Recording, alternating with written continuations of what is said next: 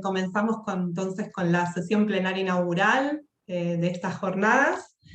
Se titulan Demografía del COVID, primeros hallazgos y desafíos para una agenda de investigación. La organizamos desde la comisión directiva y bueno, son para nosotros una actividad bisagra, ¿no? Son un cierre de ciclo, este ciclo que les contaba Jorge, en el que muchos de ustedes participaron, que denominamos el año pasado Demografía del COVID, y organizamos desde AEPA. Son el cierre también de nuestra gestión, ¿no? Comenzamos a cerrar, pero bueno, son también la apertura de las jornadas y una invitación a reflexionar. ¿En qué instancia estamos en los estudios de población en Argentina, en la región? Y cómo continuar y revisar nuestra agenda, ¿no? En unas jornadas que nos agarran en un momento tan especial. Para eso convocamos a un panel de invitados que han preparado unas presentaciones también muy heterogéneas, al punto que me parece un poco accidental, pero les aseguro que no, que cada uno de ellos fue muy pensado y muy buscado. En primer lugar, lo tenemos como invitado a Leandro González, un piano de pura cepa, conocido por todos los habituales de nuestras jornadas, y él desde la Universidad de Córdoba nos va a poner al corriente del impacto de la pandemia en la mortalidad en Argentina.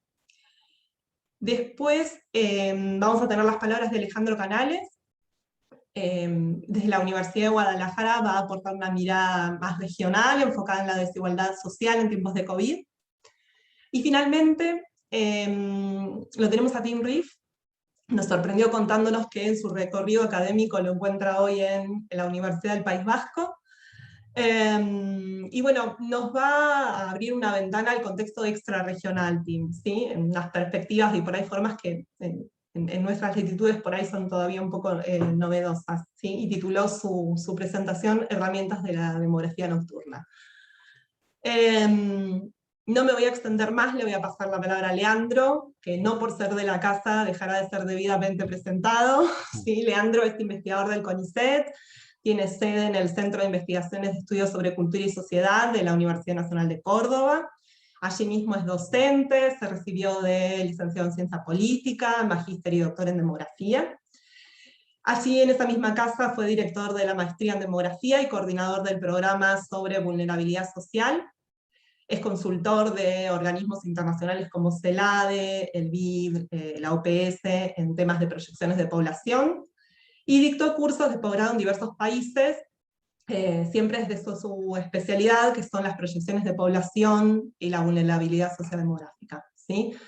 Así que, bueno, Leandro, llegó el momento, te paso la Bien, palabra.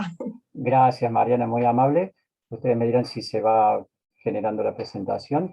Mientras tanto, voy agradeciendo mucho la invitación que me han cursado desde la comisión directiva a participar de este panel, y un gusto también compartirlo con colegas como Alejandro y Tim. También quiero agradecer en este momento dos colegas investigadores de CONICET que, a manera de papacheta, como diría Julieta, ayudamos a construir este trabajo que está en desarrollo. Ellas son la doctora Sonia Pou, de la Universidad Nacional de Córdoba también, y Alejandra Fantín, de la Universidad Nacional del Nordeste. Bien, aquí yo les voy a presentar lo más brevemente posible los avances de investigación que estoy desarrollando desde el año pasado sobre el impacto potencial del COVID en nuestro país, y con énfasis en buscar las brechas provinciales, es decir, de esta manera tratar de conocer mejor cómo las desigualdades intrapaís se desarrollan y o refuerzan con la pandemia, y también tratando de colaborar en la propuesta de los objetivos del desarrollo sustentable. Yo voy a abordar, por mi formación y experiencia en investigación y docencia, un enfoque demográfico clásico, es decir, voy a echar mano de las proyecciones por componentes, aprovechando todas las estadísticas vitales que están publicadas y que siguen un diagrama de Lexia, es decir, una lógica demográfica pura. A través de estas herramientas estimo esperanzas de vida y aplico el método propuesto por Eduardo Arriaga de los años de esperanza de vida perdidos para medir los cambios en el nivel de mortalidad.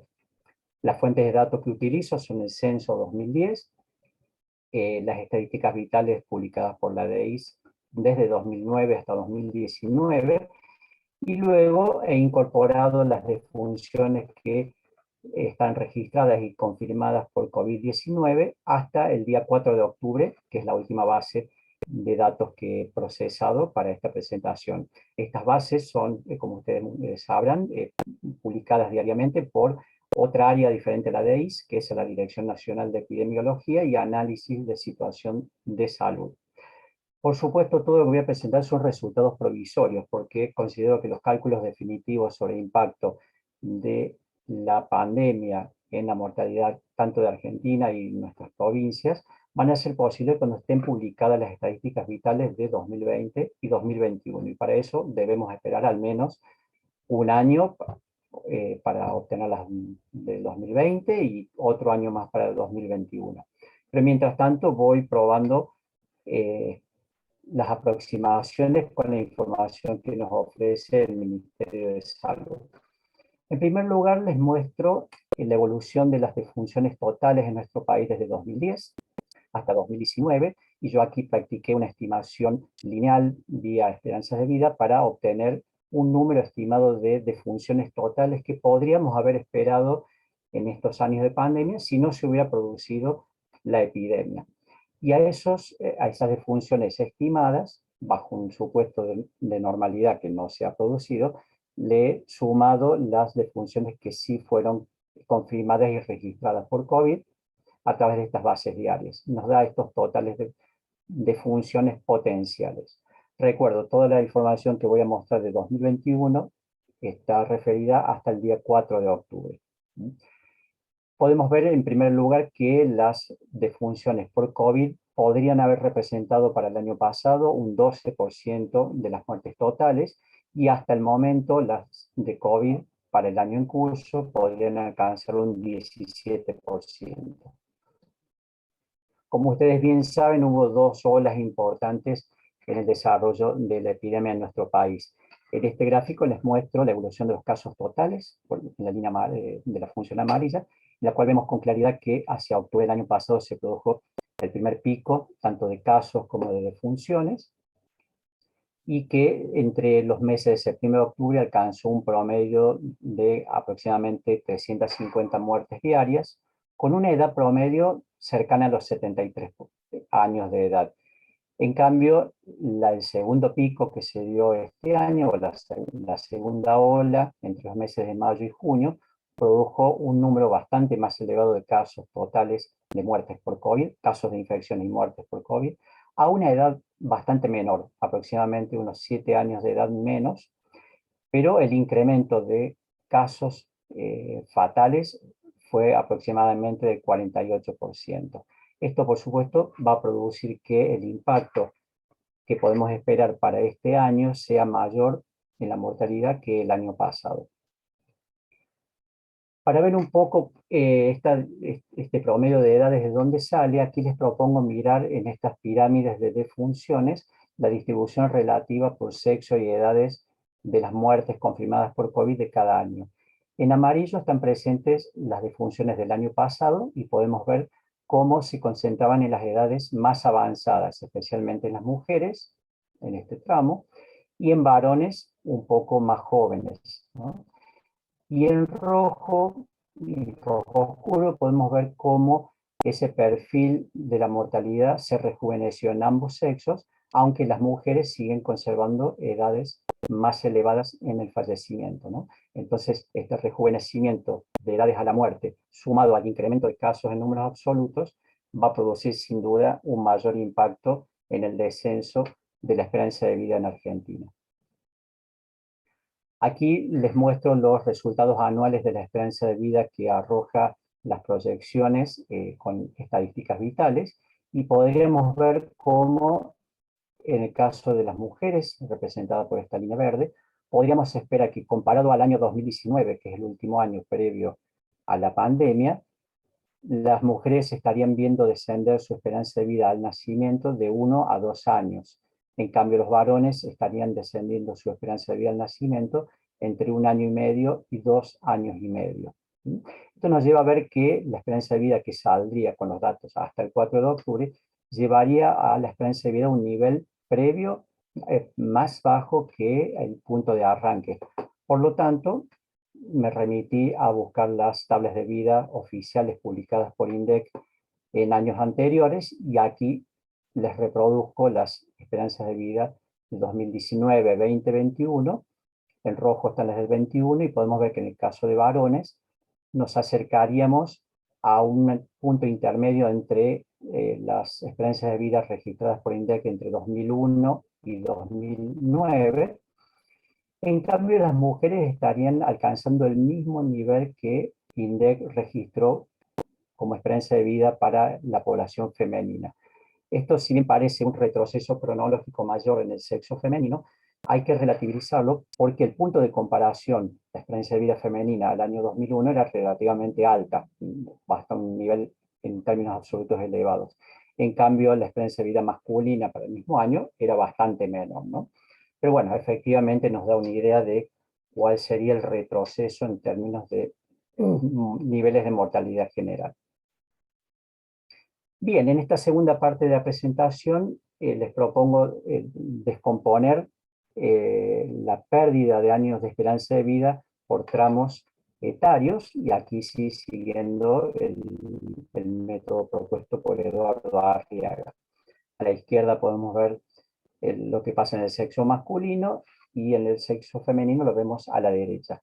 Aquí estamos ilustrando los años de vida perdidos en números absolutos por grupos decenales de edad. Y podemos ver cómo en números absolutos las mayores pérdidas de esperanza de vida se darían entre los 65 y 74 años, siempre tomando la edad 85 como edad límite o meta que nos exige el método de análisis. En el caso de las mujeres vemos que en números absolutos la pérdida de años es menor, aunque también concentrado en el grupo 65 a 74 años.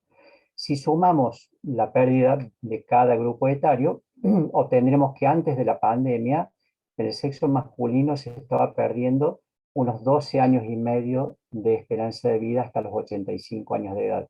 Y a raíz de la pandemia podríamos llegar a 14 años y medio de años de vida perdidos hasta la meta de los 85 años.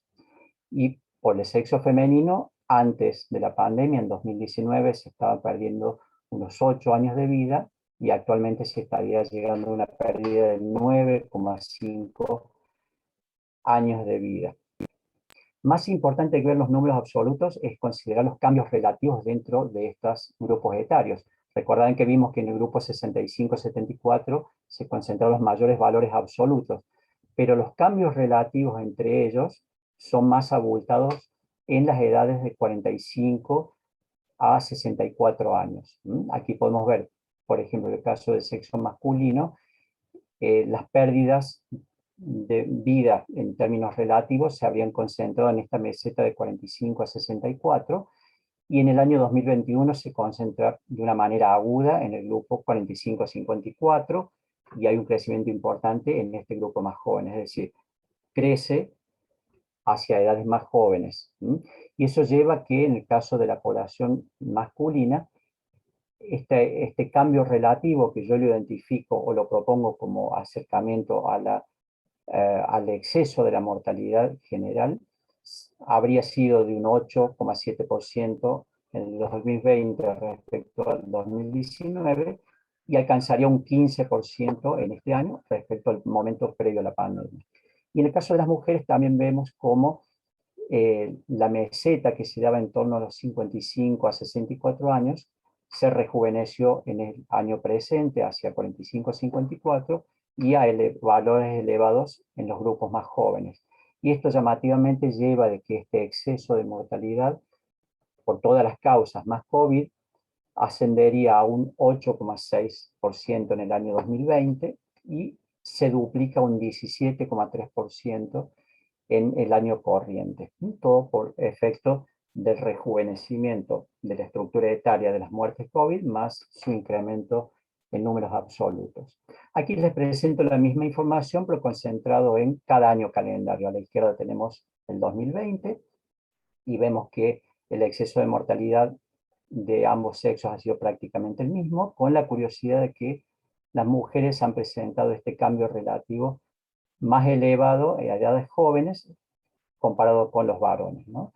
Y en el año 2021, los varones siguen teniendo un pico elevado hacia los 45-54, pero las mujeres siguen teniendo un cambio relativo de las muertes de este año respecto a 2019 más elevado, y que lleva a que podamos suponer que el exceso de mortalidad del sexo femenino en este año estaría siendo más elevado aún que en el sexo masculino. Por eso es muy importante a la hora de considerar pérdidas de esperanza de vida, no solamente valores absolutos, sino los relativos. Bien, ya yendo a la tercera parte de la exposición, aquí les presento una distribución de los descensos de las esperanzas de vida al nacimiento de las 12 provincias argentinas que en el año pasado reunieron la mayor cantidad de casos. Las 12 provincias reunieron un 94% del total de muertes COVID, pero todavía nos queda en ese 6% restante procesar 12 provincias más, disculpen. Y aquí, llamativamente, bueno, propongo a consideración primero la Ciudad Autónoma de Buenos Aires, que por ser la jurisdicción más envejecida, podría haber sido la más afectada por la primera ola de mortalidad COVID, que afectó, como ustedes recuerdan, afectó más a las edades más elevadas, y efectivamente lo ha hecho en valores importantes, pero fíjense también cómo provincias como Jujuy han alcanzado aún valores mayores de pérdida de esperanza de vida en el sexo masculino y en el sexo femenino respecto a la capital federal. Y también sorpresivamente me llama la atención las pérdidas de dos provincias patagónicas como Río Negro y Neuquén. Por lo tanto, la primera agenda que queda para seguir investigando es qué pasó en las restantes provincias patagónicas que no alcanzamos a procesar por tener menos casos. Y también para tratar de buscar un poco la explicación a lo que pasó en Jujuy, les muestro a continuación la posible brecha que he detectado entre la Ciudad Autónoma de Buenos Aires y Jujuy para el año 2020. Y aquí podemos, en estas pirámides de defunciones, he graficado con color verde la estructura etaria de las defunciones de la población de Buenos Aires, Ciudad Autónoma, y podemos ver claramente cómo se concentraron en las edades elevadas, particularmente en las mujeres, ¿no? Y en marrón he ilustrado la distribución etaria de las defunciones de Jujuy.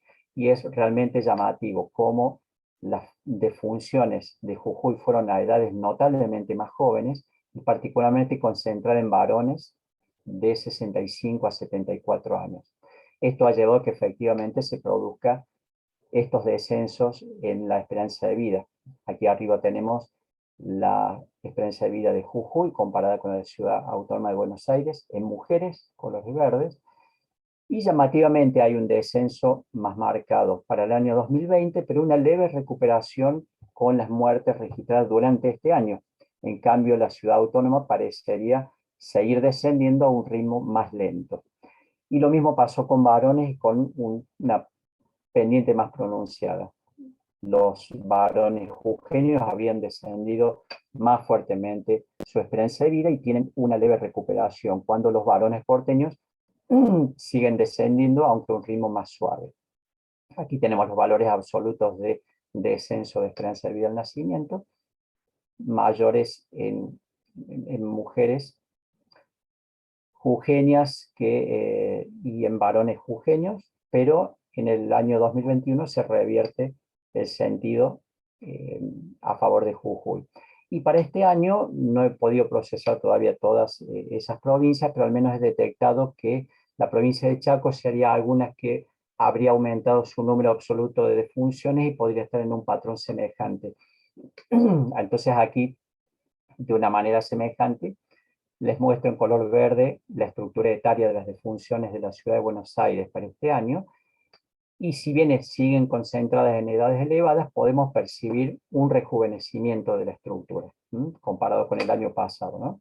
Aún Ciudad de Buenos Aires redujo las edades de los fallecimientos, pero comparado con la provincia de Chaco, Chaco tiene evidentemente concentraciones de sus fallecimientos a edades mucho más jóvenes, y esto es lo que produce un descenso más marcado de la esperanza de vida de las mujeres chaqueñas, las vemos aquí, en celeste, y de los varones chaqueños, ¿no? Entonces, en este momento, la provincia de Chaco estaría teniendo una pérdida de esperanza de vida mayor, en torno a los 2,3 años de vida, frente a Ciudad de Buenos Aires, que extrañamente en los varones de la Ciudad de Buenos Aires también estarían perdiendo un número semejante que los chaqueños. Bien, ya para ir cerrando y dejar lugar a comentarios y a preguntas, les comparto mis apreciaciones finales y sobre todo les dejo abiertas las preguntas que tengo sin respuesta, ¿no? El primer comentario es la necesidad de contar con datos definitivos para hacer cálculos definitivos. Esto lo podremos hacer, como les decía al principio, cuando contemos con las estadísticas vitales de estos años ya publicadas por la DEIS. Y también la necesidad de complementarlo con enfoques metodológicos de tipo probabilísticos. Esos son los métodos que habitualmente se usa por recomendación de la Organización Mundial de la Salud, la que siguen los principales organismos sanitarios nacionales, y que hace falta aplicarlos, ¿no? Que no es lo que estoy haciendo yo en este momento. De esta manera también invito a una complementación de miradas entre el enfoque epidemiológico, que está más concentrado en la evolución semanal y mensual de la epidemia para alimentar la gestión de la salud pública, y la mirada demográfica, que está más concentrada en análisis definitivo sobre información ya firme. Otro punto importante que estoy esperando la publicación de las estadísticas vitales es cómo se va a terminar resolviendo la declaración de la causa básica de defunción con todos los fallecidos COVID. Me da la impresión de que muchas veces se mezcla las muertes que efectivamente fueron producidas por el COVID o las muertes con COVID y otras comorbilidades. Así que yo creo que el trabajo que está realizando ahora la DEIS con los codificadores va a ser clave para terminar de sopesar el impacto real de esta enfermedad en la mortalidad general y poder también detectar la mortalidad indirecta, es decir, todas las comorbilidades que se agravaron por el COVID y también todas otras causas que pueden haberse incrementado por falta de atención médica, descuidos de la medicación, controles, etc.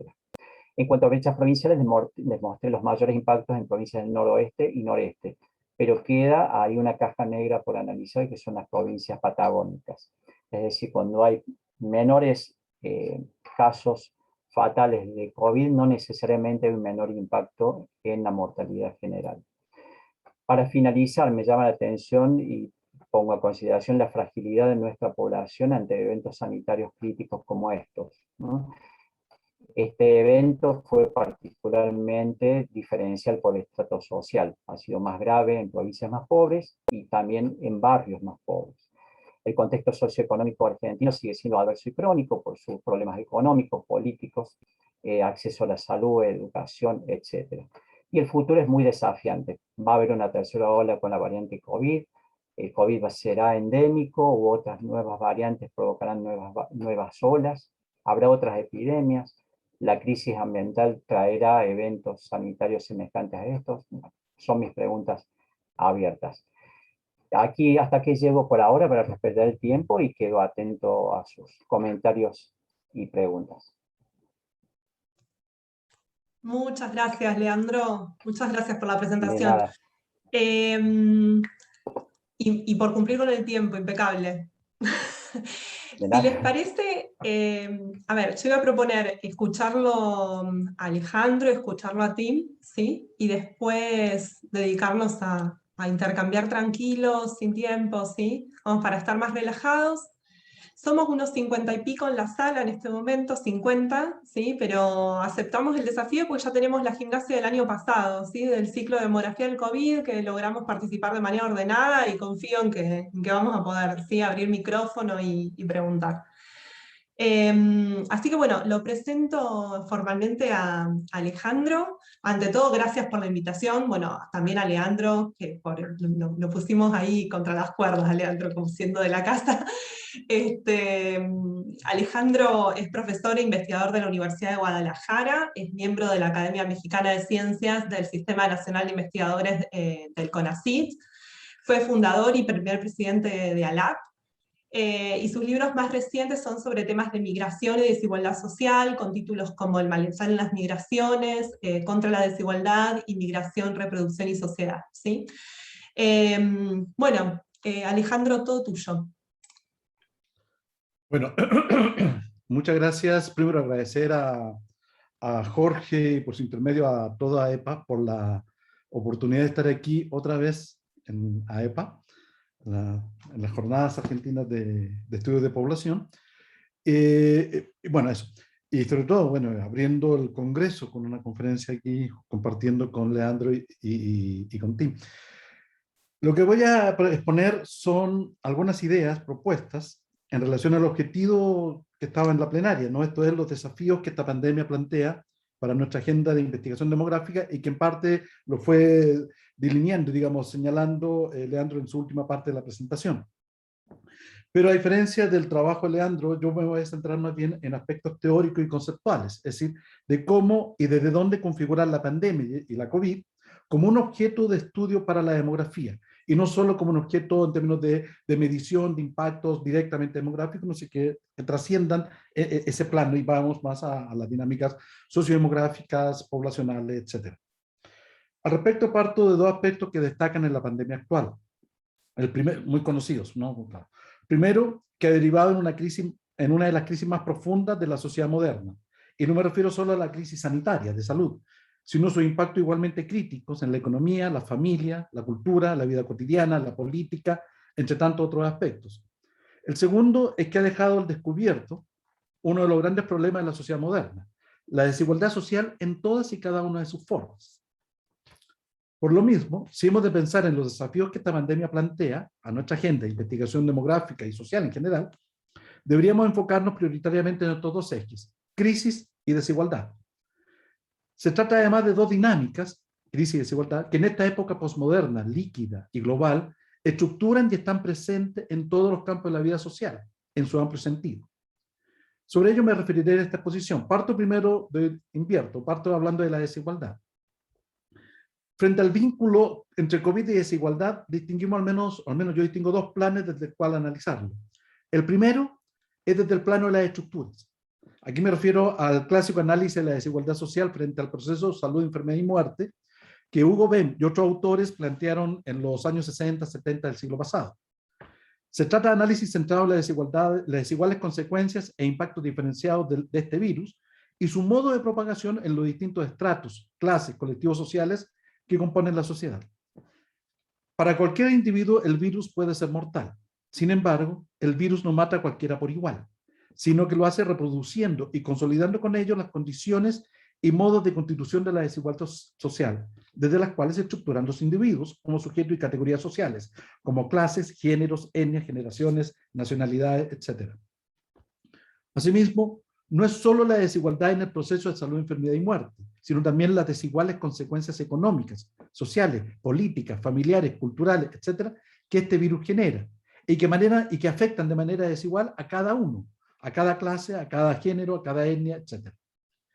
Piénsese, por ejemplo, en las desiguales consecuencias en materia de violencia de género, crisis económica, pérdida de empleo, racismo y xenofobias, que son potenciadas por los impactos del virus en los diversos campos sociales.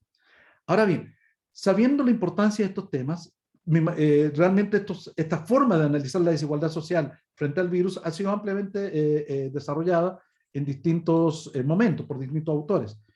Por eso me voy a dedicar al segundo modo de entender la desigualdad social, que es la que sea al principio, que es con base ya no en las condiciones estructurales de la desigualdad, que son fundamentales, sino en las prácticas sociales y cotidianas, que al implicar interacciones interpersonales conforman el marco propicio de propagación del virus.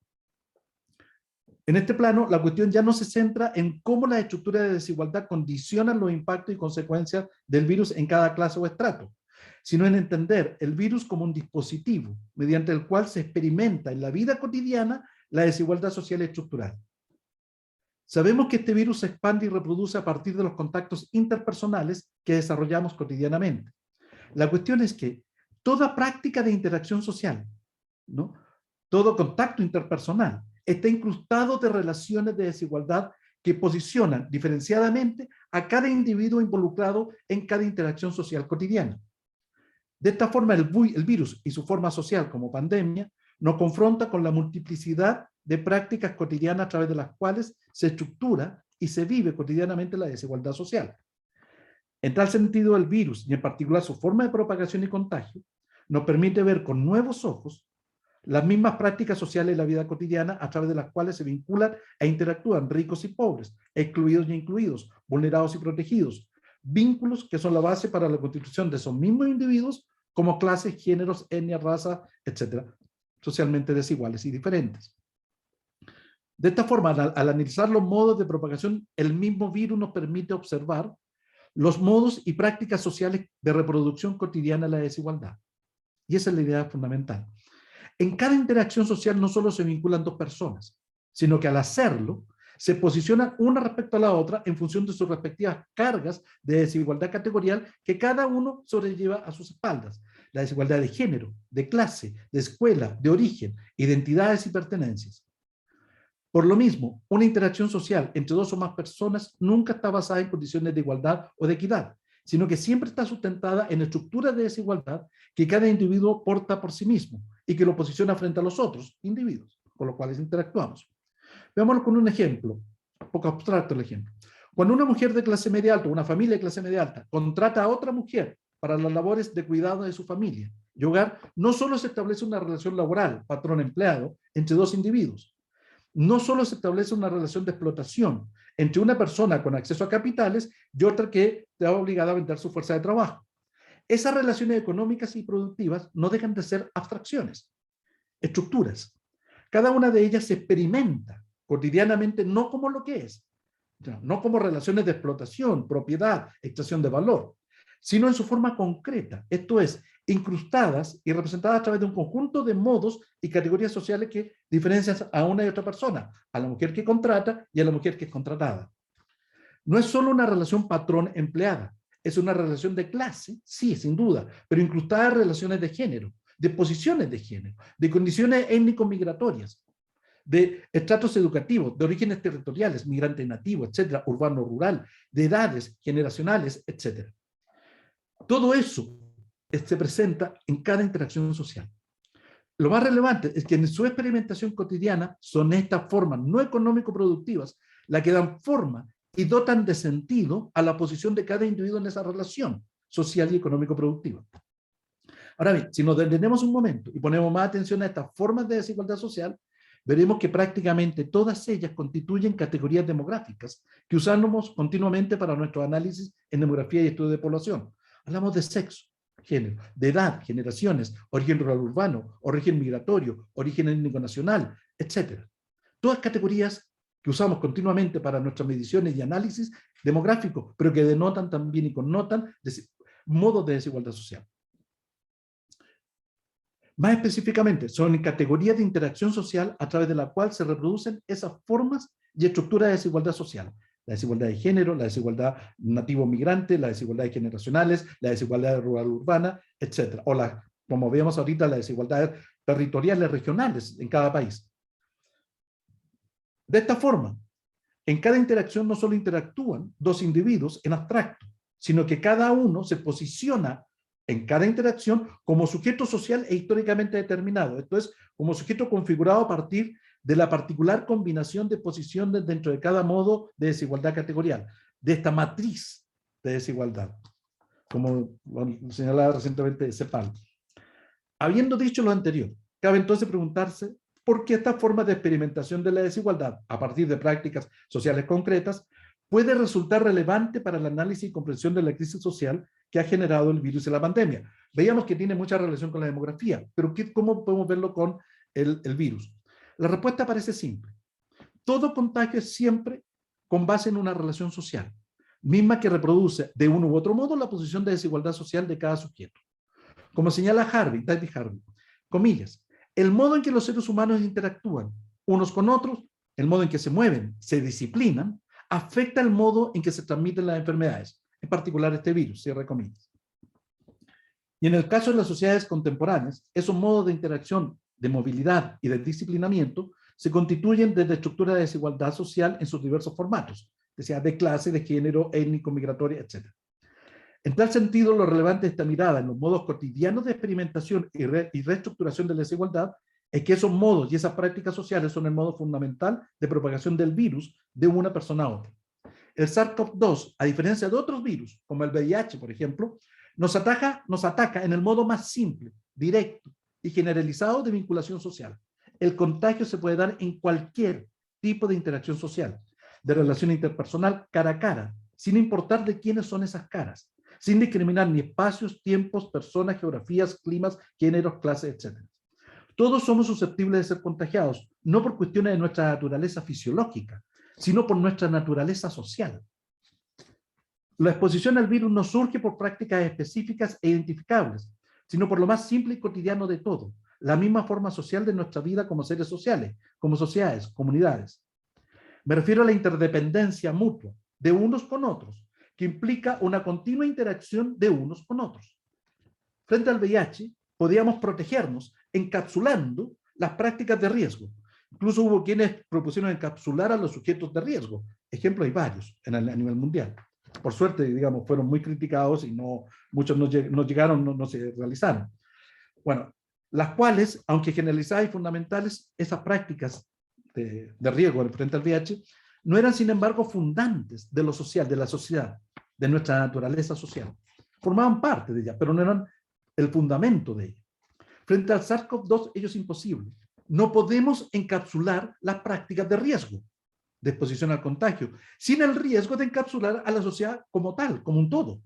De hecho, esta es la contradicción, el gran dilema que enfrentan las medidas más ampliamente difundidas de combate a la pandemia, cuarentenas, confinamiento, etc. Al final del día, ninguna medida de confinamiento ha funcionado en estricto sentido como tal. Es decir, confinarnos a todos. Dada la alta complejidad de la vida contemporánea, no hay confinamiento posible que involucre a toda la población en su conjunto. Siempre será necesario que una fracción importante de la población se mantenga fuera del confinamiento para que el resto pueda mantenerse dentro de él. En tal sentido, la misma política de confinamiento es en sí una política diseñada desde una posición de clase. Esto es, para dar protección frente al virus a determinados segmentos de la sociedad en desmedro de otros, a la vez que su diseño e implementación implica necesariamente exponer a otros segmentos de la sociedad al virus y la pandemia. Para que cada individuo y familia pueda asumir responsablemente las medidas de cuarentena y adoptar un confinamiento en su hogar, se necesita el despliegue de un ejército de trabajadores para sustentar ese confinamiento. Esto define un campo de expansión de prácticas sociales que reflejan modos de desigualdad social desde el mismo hecho que el confinamiento de unos se basa en el trabajo de otros, hasta las prácticas sociales mismas que implican interacciones interpersonales que se despliegan desde desiguales posiciones de poder.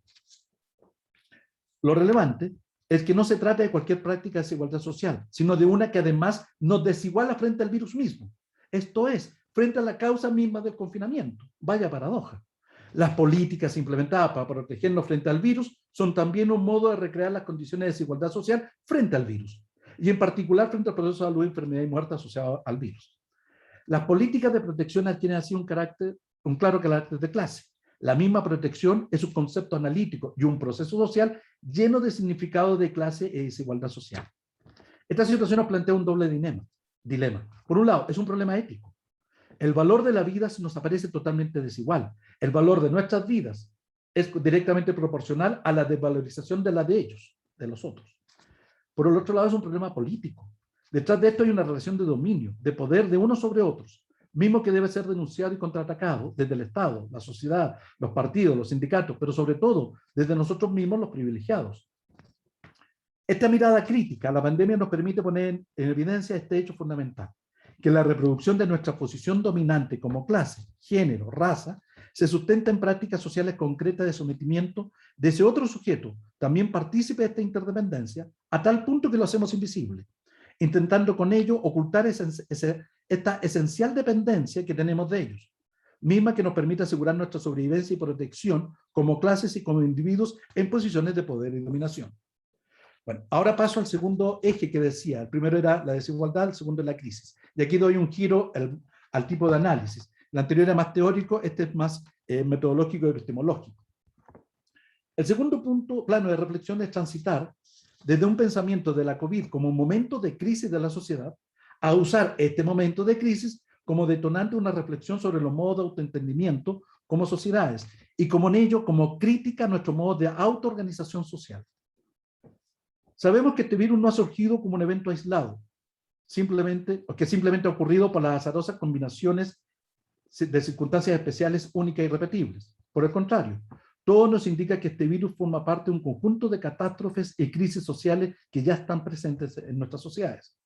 Podemos mencionar la crisis por el cambio climático, la crisis humanitaria por migraciones forzadas, crisis económica recurrente, la lucha y conflictos étnico-raciales y religiosos, la crisis energética, la crisis del agua, así como la explosividad social y política frente al crecimiento de las divisiones y exclusiones sociales, por nombrar solo algunas. En este contexto, como dice Marcus Gabriel, un filósofo alemán, la actual pandemia nos confronta con una de las debilidades sistémicas de la ideología dominante. Comillas, la creencia errónea de que el progreso científico y tecnológico por sí solo puede impulsar el progreso humano y moral. Cierre comillas.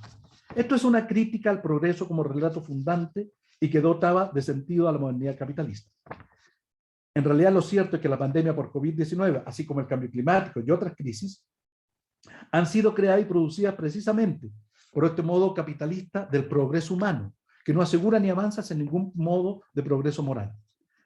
En tal sentido, el desafío que se nos presenta es cómo pensarnos como sociedad, de modo de responder al cuestionamiento que esta y otras crisis nos hacen a nosotros, a nuestros modos de entendimiento, así como a nuestros modos de autoorganización social, económica y política.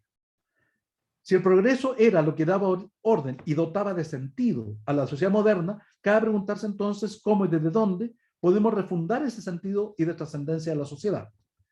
La pandemia actual no es el primer evento que pone en cuestión esta visión teleológica de la modernidad y el progreso. Hace ya más de 30 años, Ulrich Beck planteó el concepto de modernización reflexiva como alternativa al concepto de modernización progresiva que había sido predominante hasta ese entonces, propio del discurso de la modernidad.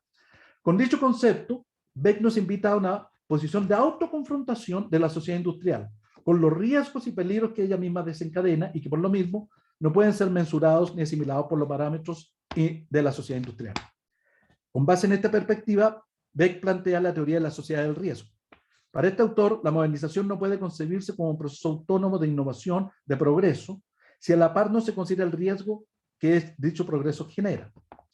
Como él lo señala, comillas, las constelaciones de la sociedad del riesgo se producen a causa del dominio de los supuestos de la sociedad industrial sobre el pensamiento y acción de los hombres e instituciones. Cierre comillas. Se trata de riesgos consustanciales a las formas modernas de producción, a la alta tecnología atómica y química, a la investigación genética, la amenaza medioambiental, las operaciones militares de alto nivel, la progresiva depauperización de la humanidad y un largo etcétera. Muy similar a lo que decíamos de las crisis. Se trata en definitiva de riesgos y peligros que no solo cuestionan y denuncian, sino que también tienen la capacidad de transformar y cuestionar a la misma sociedad industrial. Pudiera pensarse que esta perspectiva de la sociedad de riesgo y de la modernización reflexiva pudieran servir de marco de entendimiento de la actual crisis por la pandemia del COVID-19. Sin embargo, nuestra tesis sobre, y hablamos en este caso sobre sociedad de la crisis y no sociedad del riesgo, avanza más allá en el planteamiento de Beck. La sustitución del término riesgo por el de crisis encierra una diferencia teórica y epistémica no menor. El riesgo es eventual, la crisis es real. El riesgo alude a una posibilidad de desastre, es decir, a la crisis como eventualidad. La crisis, en cambio, refiere a ese mismo riesgo eventual hecho acto. La crisis es cuando la eventualidad del riesgo ya nos ha alcanzado y se ha convertido en nuestra realidad. Frente al riesgo somos vulnerables. La crisis, en cambio, nos vuelve precarios. Así, por ejemplo, el cambio climático ya no es un riesgo, un evento que posiblemente nos vaya a afectar y generar un daño. Al contrario, el cambio climático ya nos alcanzó y se ha vuelto una realidad, la que vivimos y experimentamos a través de catástrofes ambientales, sequías, inundaciones, etc., ¿no? La noción de riesgo implica un concepto de exposición al riesgo y, por tanto, una forma de vulnerabilidad ante su eventual manifestación. La noción de crisis, en cambio, implica un concepto de experimentación del evento mismo, del riesgo, hecho acto, evento. Y por tanto refiere a nuestra situación de precariedad frente al daño que ese evento real está generando en nosotros. Frente al riesgo, establecemos estrategias de prevención en un doble plano. Por un lado, interviniendo en las causas que pueden generar la crisis o catástrofe y con ello reducir la probabilidad que el riesgo suceda. Por otro lado, generando modos de protección que permitan enfrentar los diversos daños que el riesgo pudiera generar. Frente a la crisis, en cambio, ya no es posible prevención alguna, pues el evento catastrófico ya está instalado. No tiene sentido prever algo que ya está. No son estrategias de protección las que nos permiten enfrentar con relativo éxito situaciones de crisis, sino estrategias de adaptación y, sobre todo, estrategias de transformación que nos permitan resolver los puntos críticos de toda crisis. Así, por ejemplo, frente al cambio climático, ya no es suficiente establecer estrategias de protección y prevención, nunca están de más, sin duda, pues el cambio ya es un hecho real.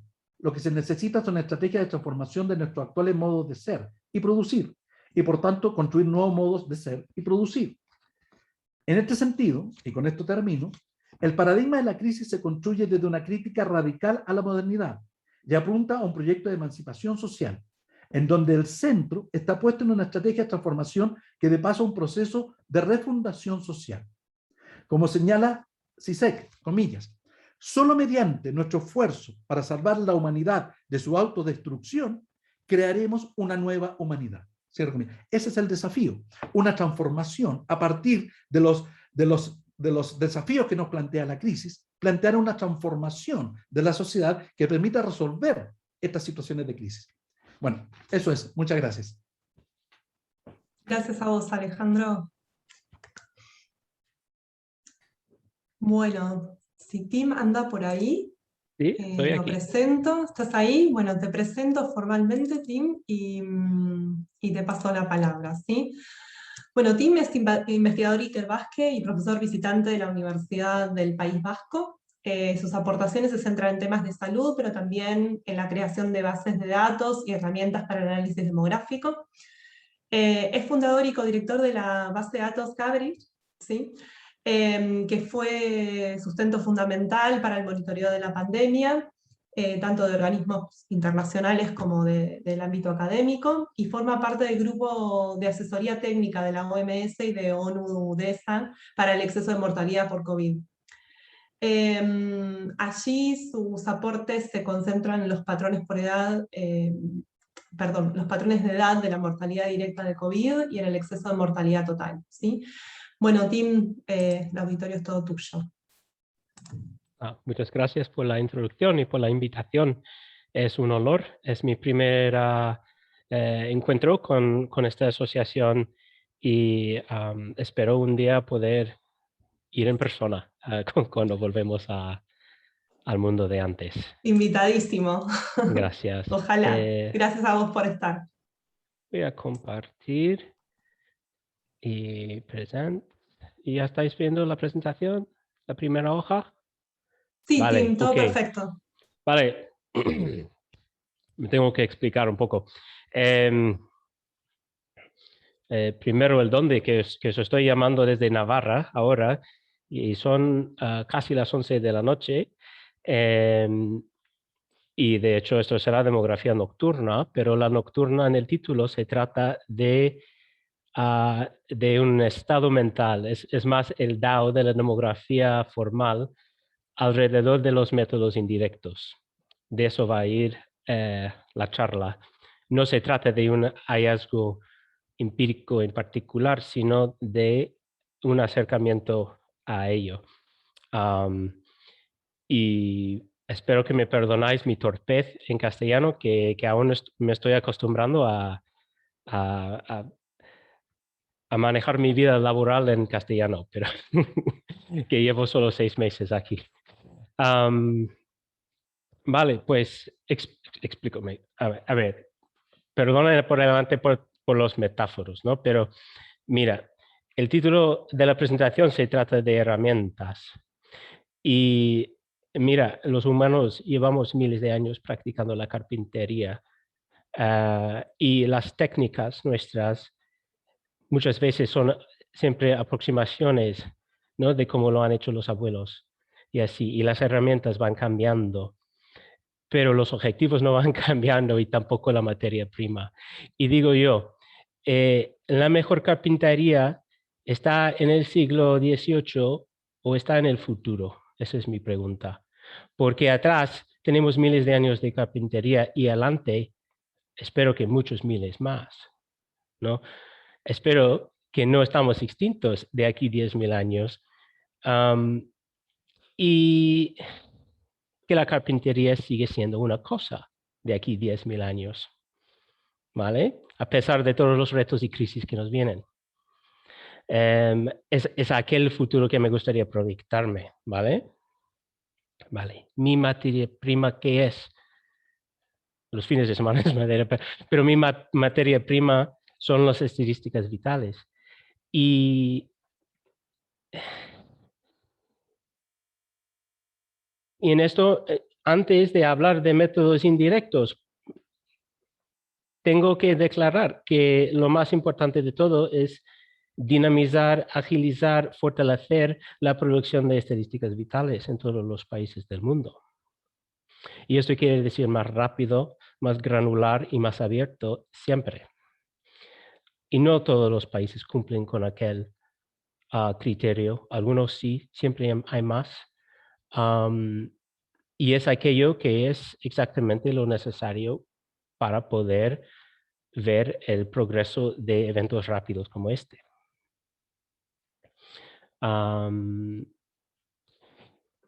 Y como voy a aludir más tarde, la producción de denominadores se tiene que dinamizar de la misma forma. Tengo entendido que muchos países están usando denominadores proyectados hace muchos años y ahora necesitamos más que nunca. Si hace un año queríamos los denominadores para poder entender la magnitud de esta cosa, ahora queremos los denominadores porque estamos cerca a poder calcular la fracción de la población con anticuerpos. Y no podemos hacer exactamente esto si no sabemos los stocks de población muy bien. ¿No? En algunos países parece que se han administrado más vacunas que personas, ¿vale? Saben bien cuántas vacunas han administrado y no saben bien cuántas personas hay, ¿vale? Vale, ahora al tema, ¿vale? Los registros vitales y los censos yo uso cuando puedo para la demografía directa. Para aplicar las técnicas de día rigurosamente. Y la demografía de día es lo que se hace bien, rigurosamente pensado, fijando en los decimales. La demografía de noche no es así. La demografía de noche es lo que se practica cuando se está enfrentado con una crisis de datos. Como en los años 70 y 80 y hoy en muchos países de África que no tienen ni registros vitales ni censos regulares. Se ha desarrollado toda una batería de métodos indirectos para enfrentar esta situación. Y estoy totalmente consciente del debate de que, ¿por qué se ha parado el desarrollo de las estadísticas vitales? Por hablar de otros, en África, puede ser igual porque pensaban que con estos métodos indirectos no hacía falta, por lo tanto vamos a ahorrarnos un par de millones de dólares. Hay un debate ahí. Por un lado, necesitamos estimaciones ahora y tragamos que sean malos o no. Y por otro lado, queremos la demografía de día. Yo quiero hablar de dónde, pero estos métodos indirectos que existen,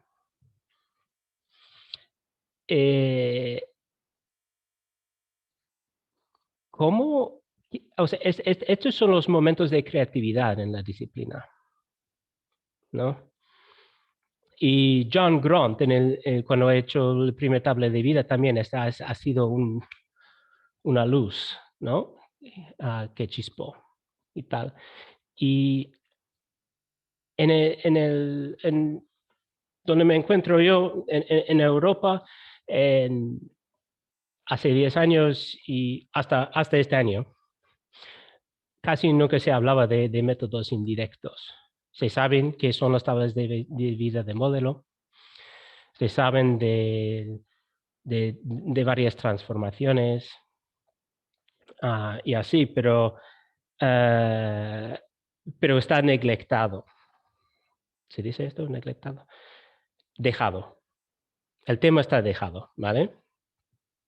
Luego ha venido la pandemia. Y ha salido un montón. Y entonces, yo quiero hablar de 4 ideas. Bueno, voy a mencionar de paso 4 métodos indirectos que se han propuesto varios demógrafos y demógrafas en el último año. Y sugerir algunos temas que se podría enfrentar con el mismo, o sea, praxis, o sea, aprovechando de las mismas relaciones estables que han hecho hasta ahora en la pandemia. No voy a proponer un método, pero creo que estamos cerca a algunos. Y hay un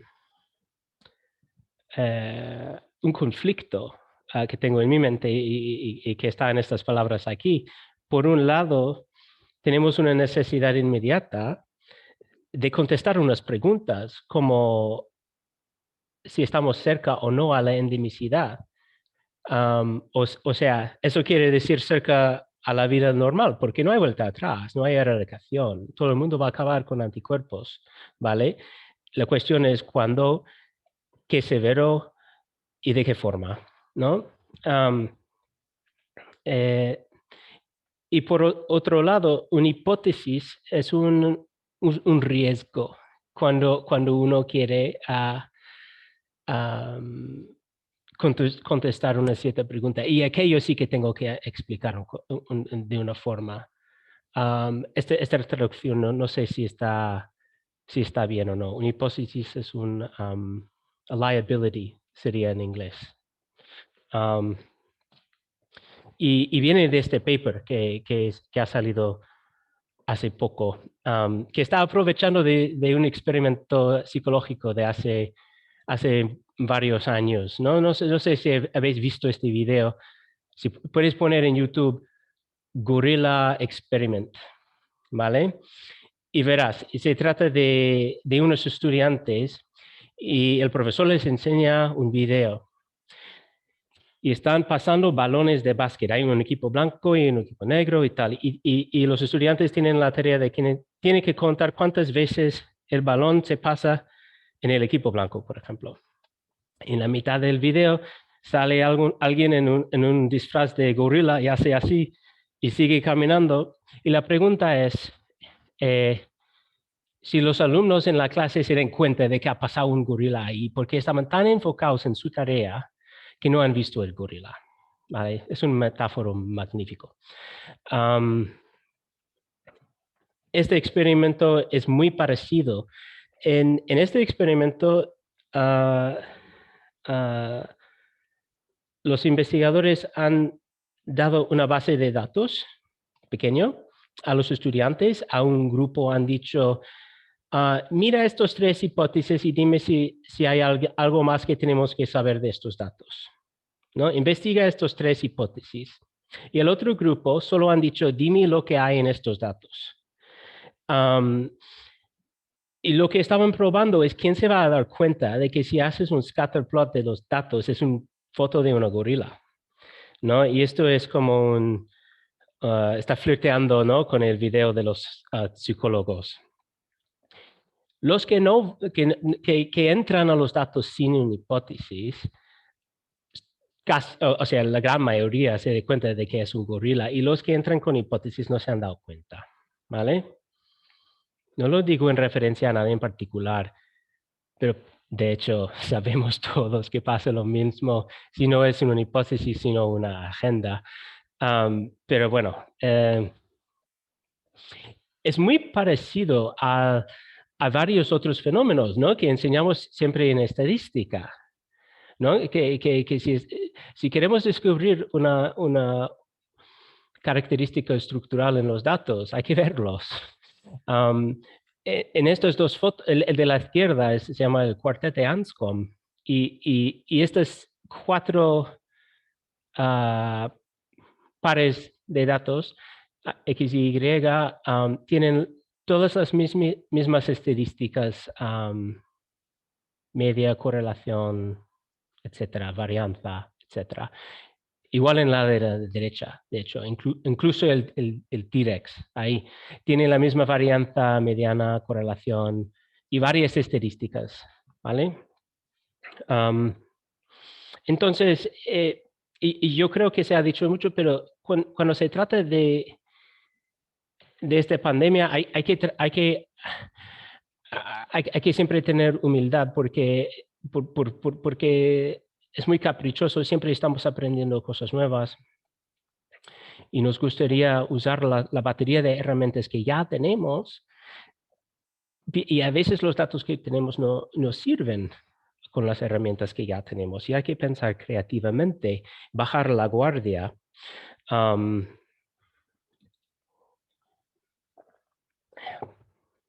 Y empezar a jugar la demografía de noche.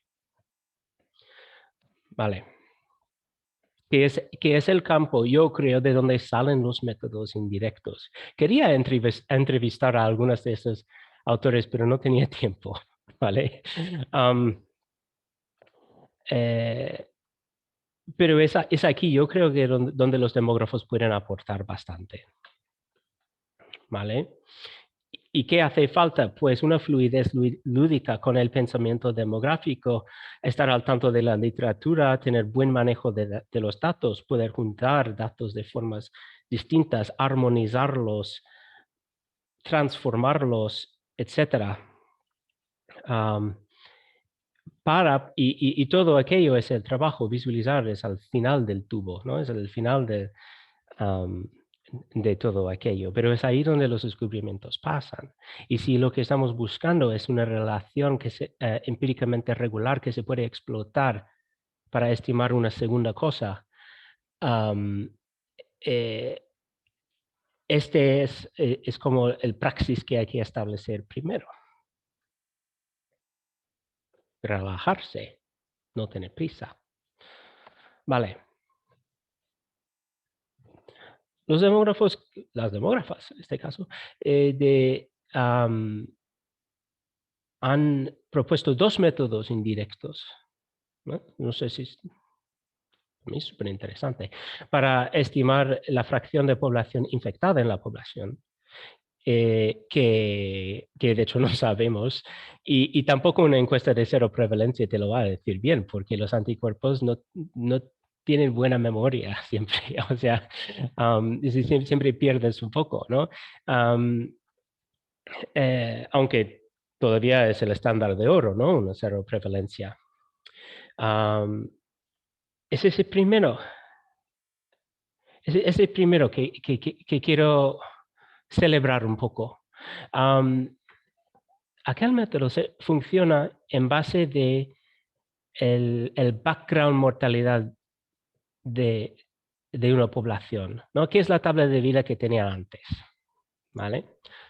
Importan unos estándares de letalidad de infecciones, hecho en estudios rigurosos cerrados de poblaciones bien controladas, ¿no? Un IFR estándar, y hacen lo que, no sé cómo llamarlo en castellano, pero desde otra literatura de la salud, el Sanderson y Sherboff, esta pareja que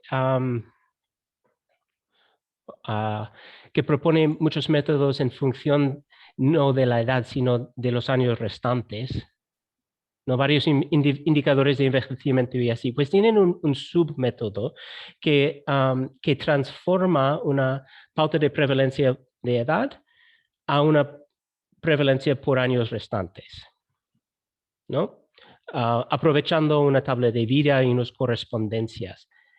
Este método hace exactamente lo mismo con el estándar de infecciones, y yo creo, y tiene que haber cumplido con estos criterios que acabo de listar también, porque es creativo directamente. Este demógrafo es alguien que no tiene prisa, que piensa las cosas bien. Y no se habrá dudado en nada, es pura arte, ¿vale? Es muy arriesgado también. Es arriesgado porque no tenemos muchas contrafactuales. Está basado en el supósito de que una curva de edad de letalidad de infecciones, por ejemplo, el de Wuhan del principio, pero hasta ahora hay como 25 o 30 de estos que se ha estimado, que son estables y parece que lo son. Vale, a lo siguiente. Otra rama de métodos indirectos que han hecho los demógrafos, y esto más recientemente, es cómo podemos estimar nuestros indicadores queridos cuando todavía no tenemos los datos, ¿no? Como lo que ha hecho Leandro al principio, ¿no? Vamos a sumar esto y esto. Y bueno, ya sé que está... Oye, por cierto, Mariana o Jorge Paz, estás encargada de la Sí, sesión. decime, Tim. Eso tenía que haber acabado hace 5 minutos, ¿no? No, todavía no, todavía te quedan 5 minutitos más. Bien, vale. Sí, tranquilo, Vale, tranquilo, ok, tranquilo. sin problemas. Y son las 11 de la noche y estás haciendo el esfuerzo de hablar en español y lo vamos a contemplar, dale. Vale, ok, Dale. adelante. Otra vez, hablando del primero, es explotar una... es tan sencillo que nadie iba a pensar en ello, porque siempre tenemos los datos que necesitamos para hacer estas cosas, pero básicamente el primer método dice que el cambio de funciones de año, totales de año en año tiene una relación lineal con el cambio, o sea, las primeras diferencias en la esperanza de vida. Y funciona estupendamente. Da miedo. En, pero es exactamente la situación donde los encontramos en muchos países. Y la segunda también se basa en una serie moviendo de relaciones de mes en mes. Puede ser de casos, puede ser de funciones, etc. Básicamente explotando transformaciones aritméticas tan sencillos que lo hemos pasado encima. Bravo. A lo siguiente, que todavía no lo tenemos bien contemplado, ¿vale? Pero esto es, digo yo, con un poco de filosofía se puede abarcar esta pregunta, ¿no? Que también se ha mencionado Leandro. Por un lado, una defunción de COVID. Pues, por un lado, cada defunción es prematuro. Yo no puedo imaginar ninguna defunción de alguien que podría... Alguien siempre se puede sobrevivir un segundo más, un día más, una semana más, un mes más, un año más, etc. Entonces, pero por otro lado, todo el mundo va a morir de algo, ¿no? El problema de desplazamiento entre causas, es decir, COVID podría haberse salvado la vida de alguien, no sé.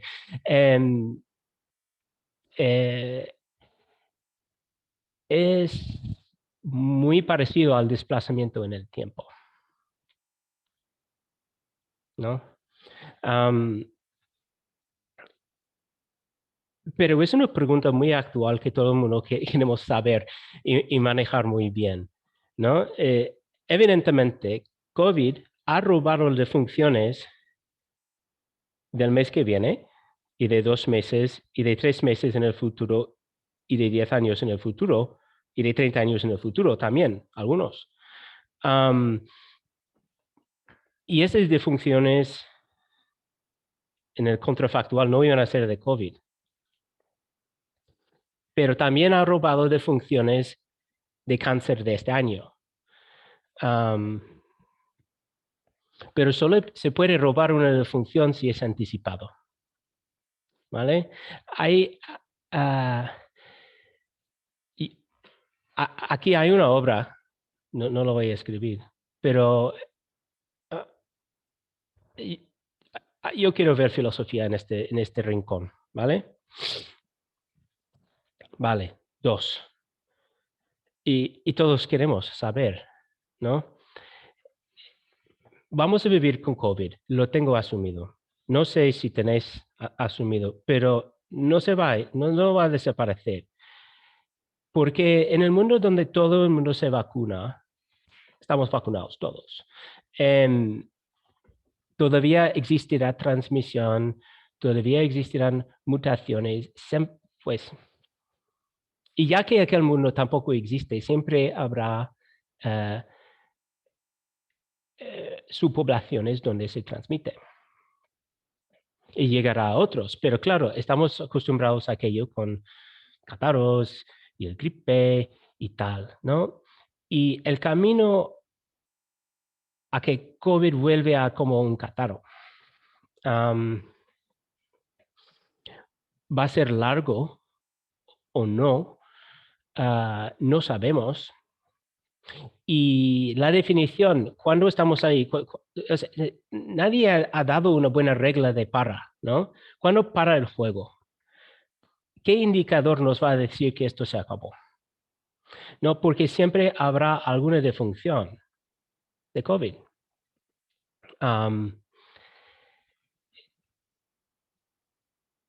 Entonces es muy normativo. Esto es algo que los humanos tenemos que decidir, qué estamos dispuestos a tragar. Es un parámetro, ¿vale? Pero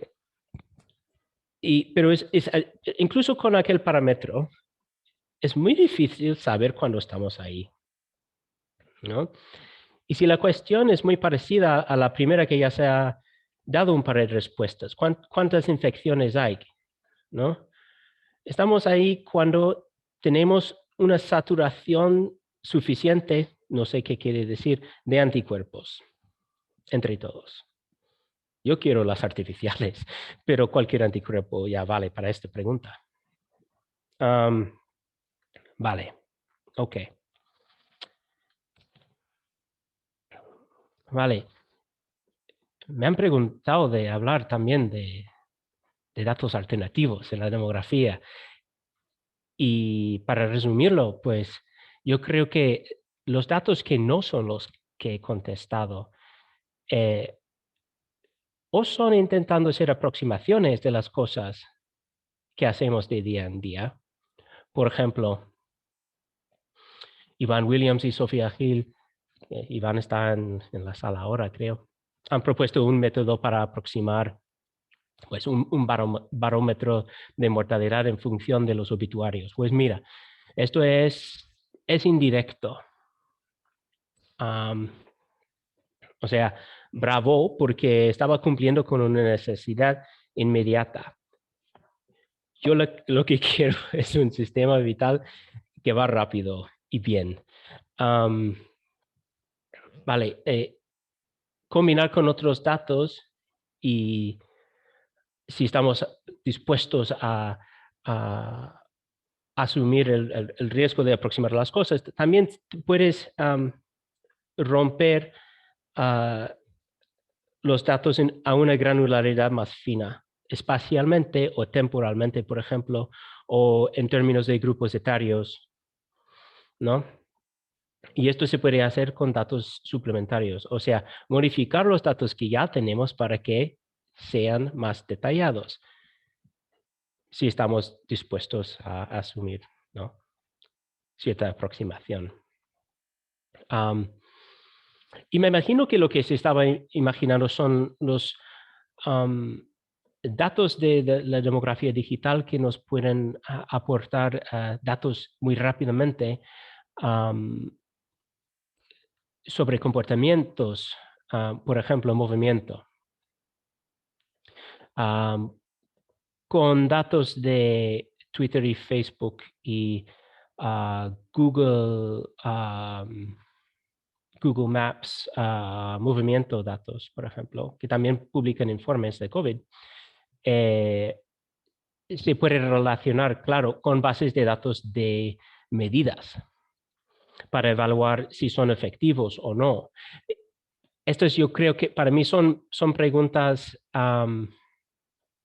muy importantes, pero periféricas a lo que es nuestro, bueno, en inglés diría bread and butter, no sé cómo es la expresión en castellano, pero nuestro día a día. Bueno, claro, vale, este es el último diapositivo.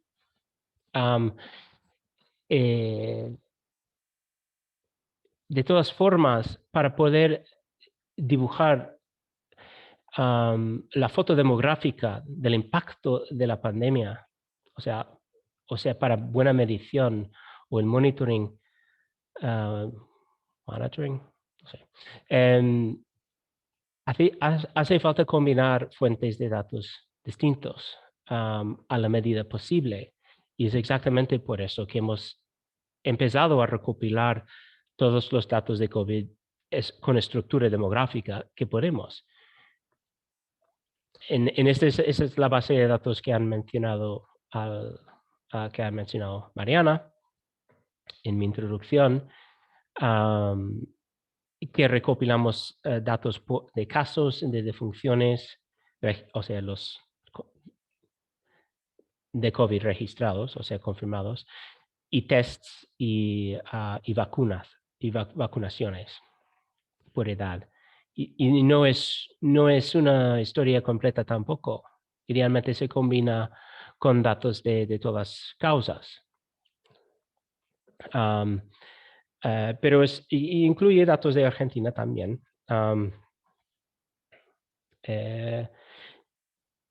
Pero bueno, es una parte del puzzle, yo creo, que para poder medir a nivel global qué es el impacto demográfico, puede ser un ingrediente necesario. Es una lástima que tuvimos que hacer esto. El OMS lo tenía que haber hecho, ¿vale? No quería hacer esto, pero, ¿sabes? La política para muchas cosas. O sea, con que dos países hacen el veto, ningún país comparte. Y es exactamente esto. Entonces es una red de científicos voluntarios, básicamente. Y bueno, voy a parar aquí. Espero que la charla se ha entendido algo. He hecho lo mejor que podía con los materiales. Sí, se te entendió perfecto, Tim. Muchas gracias. Bueno, Pues gracias a muchas vosotros. gracias, Tim, en serio, por todo el esfuerzo y la participación y aceptar la invitación. Yo les propondría organizarnos, bueno, si conocen el sistema para levantar la mano, invitados al intercambio, y si no, sacar turno por el chat, también es otra posibilidad, ¿sí? Así aprovechamos el tiempo que nos queda para conversar con los tres expositores, y tenemos cosas súper diversas para charlar, así que bueno, un montón. ¿Quién rompe el hielo? Yo rompo el hielo, Mariana. Dale. Y está muy bien, el presidente que tome iniciativa. Bueno, tengo preguntas para los tres expositores y conectadas entre sí. Bueno, una cuestión, digo, dirigida primero a Tim y que tiene que ver con Leandro. Digo, ahí paso a la pregunta de Leandro y después voy a Alejandro. Acá en Argentina tendríamos que ser los campeones de la demografía nocturna, de acuerdo a lo que vos planteaste en tu presentación, porque, y tendríamos que ser también la madre de todas las invenciones demográficas, de métodos indirectos, porque como dijo Leandro, no tenemos datos todavía de 2020. Digo, acá va una primera, datos de estadísticas vitales me refiero, va una primera reflexión, digo, hay mesas acá en las jornadas donde se va a discutir este tema bien a fondo, porque creo que es un tema bastante grave, por esto que planteabas, Tim, de la necesidad de tener y de la necesidad que hay ahora de tener datos rápidos para poder hacer monitoreo, como decías vos, de la situación demográfica. Me hace acordar como a una noche polar, al tercio norte de Alaska, ahí que vivimos siempre de noche, pero bueno, no desarrollamos métodos indirectos en Argentina, porque supuestamente tenemos un buen sistema de estadísticas vitales, supuestamente. Así que bueno, pero rescatamos esa idea, y va mi primera pregunta para Leandro. Si hay alguna posibilidad, de acuerdo a lo que he estado indagando, Leandro y el equipo que lo acompaña en esta cruzada para poder trabajar con las estadísticas vitales, con las estadísticas de funciones que tenemos, si hay alguna posibilidad de hacer alguna medición. Desconozco, porque no hice, hice un intento de entrar, después me encontré con eso, que teníamos datos de 2018 hasta hace muy poco tiempo, después publicaron los datos de 2019, así que ahí dejé de hacer el intento de estudiar el tema. Si se puede hacer algún tipo de estas cosas que plantea Tim, eso es la pregunta que va para vos, en cuanto a estas estimaciones que hicieron Leandro con el equipo, si hay alguna posibilidad de utilizar algún método indirecto, algún que nos adelante, porque vos decías recién, vos lo decías bien tranquilo, y así tiene que ser, no critico de esa forma, porque decís, tenemos que esperar un año y otro año más para saber las del 2021, a mí me parece terrorífico eso, pero bueno, la pregunta es si están intentando, o si han visualizado, o si han evaluado la posibilidad de hacer algún tipo de estimación que nos aproxime un poco más rápidamente la situación de las pérdidas en este sentido de esperanza de vida, de lo que están haciendo ustedes con el equipo. En cuanto a la pregunta que va para Alejandro, Alejandro, vos sabés que cuando vos estabas poniendo, me vino a la mente, en algún momento dijiste, pusiste rápido, te cuento, fuiste más rápido que mi capacidad de comprensión, pero disfruté toda tu conferencia, y después la pienso ver de nuevo porque queda grabado esto. Me vino a la mente esta frase de Klaus Schwab, que es el fundador y el presidente del Foro Económico de Davos, que habló del gran reseteo en la pandemia, ¿no? Y él dice textualmente, acá tengo la frase, dice: la pandemia representa una oportunidad inusual y reducida para reflexionar, reimaginar y reiniciar nuestro mundo y forjar un futuro más sano, más equitativo y más próspero. Eso lo dicen desde el Foro Económico de Davos. De acuerdo a tu visión, te pido una reflexión acerca de la posibilidad de ese gran reseteo a nivel global, cuando todavía estamos, trabajando con ideas que están enraizadas en los estados nacionales, y no logramos generar condiciones de igualdad en la América Latina, que es más heterogénea de todas las regiones del mundo, más desigual y más diversa, ¿no? Así que te pido una reflexión sobre eso, sobre la posibilidad concreta que existiría de este gran reseteo, que vos lo mencionaste, creo que con la cita a otro autor, pero te comento que me vino a la cabeza eso del fundador de Schwab. Y en cuanto a la pregunta más concreta para Tim, quería preguntarte, perdón Tim, me pone incómodo de que ya son casi las 12 de la noche, ya pasaron las 12 de la noche, pobre. Tim, te iba a hacer esta pregunta del método que vos mostraste de Cristina Bock, del paper ese que mencionaste, si eso se conecta de alguna manera con el desarrollo que vos hiciste de la edad tanatológica. Que sé que trabajaste bastante en esta temática, y me gustaría saber si hay algún tipo de conexión. Es una pregunta muy, muy específica, Pero muchísimas gracias por todo lo que nos dieron los 3 expositores, fue verdaderamente maravilloso. Muchísimas gracias.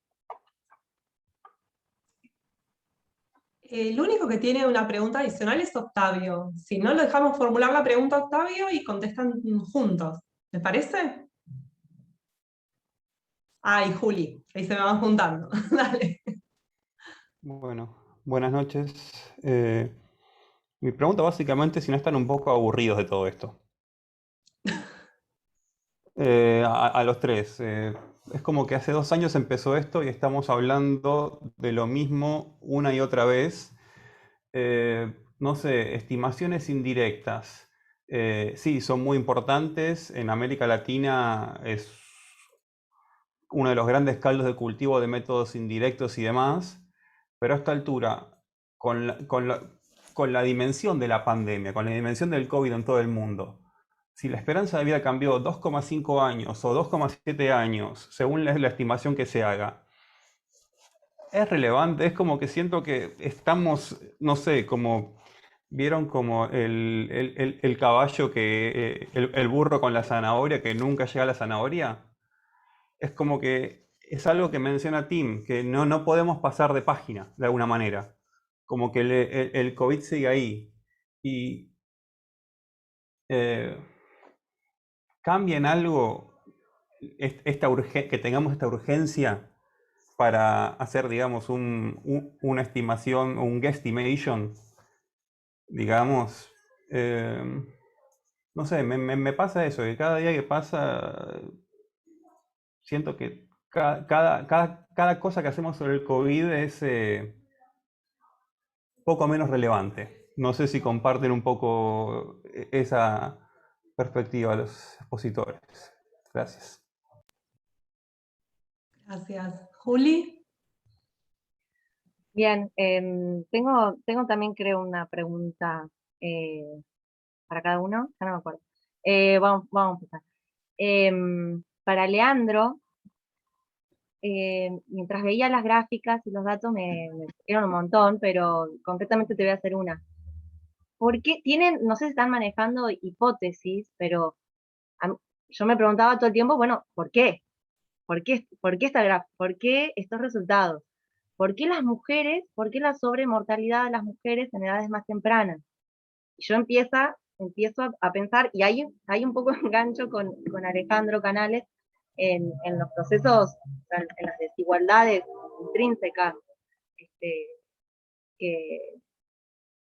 que el COVID nos evidenció más todavía, ¿no? De alguna manera.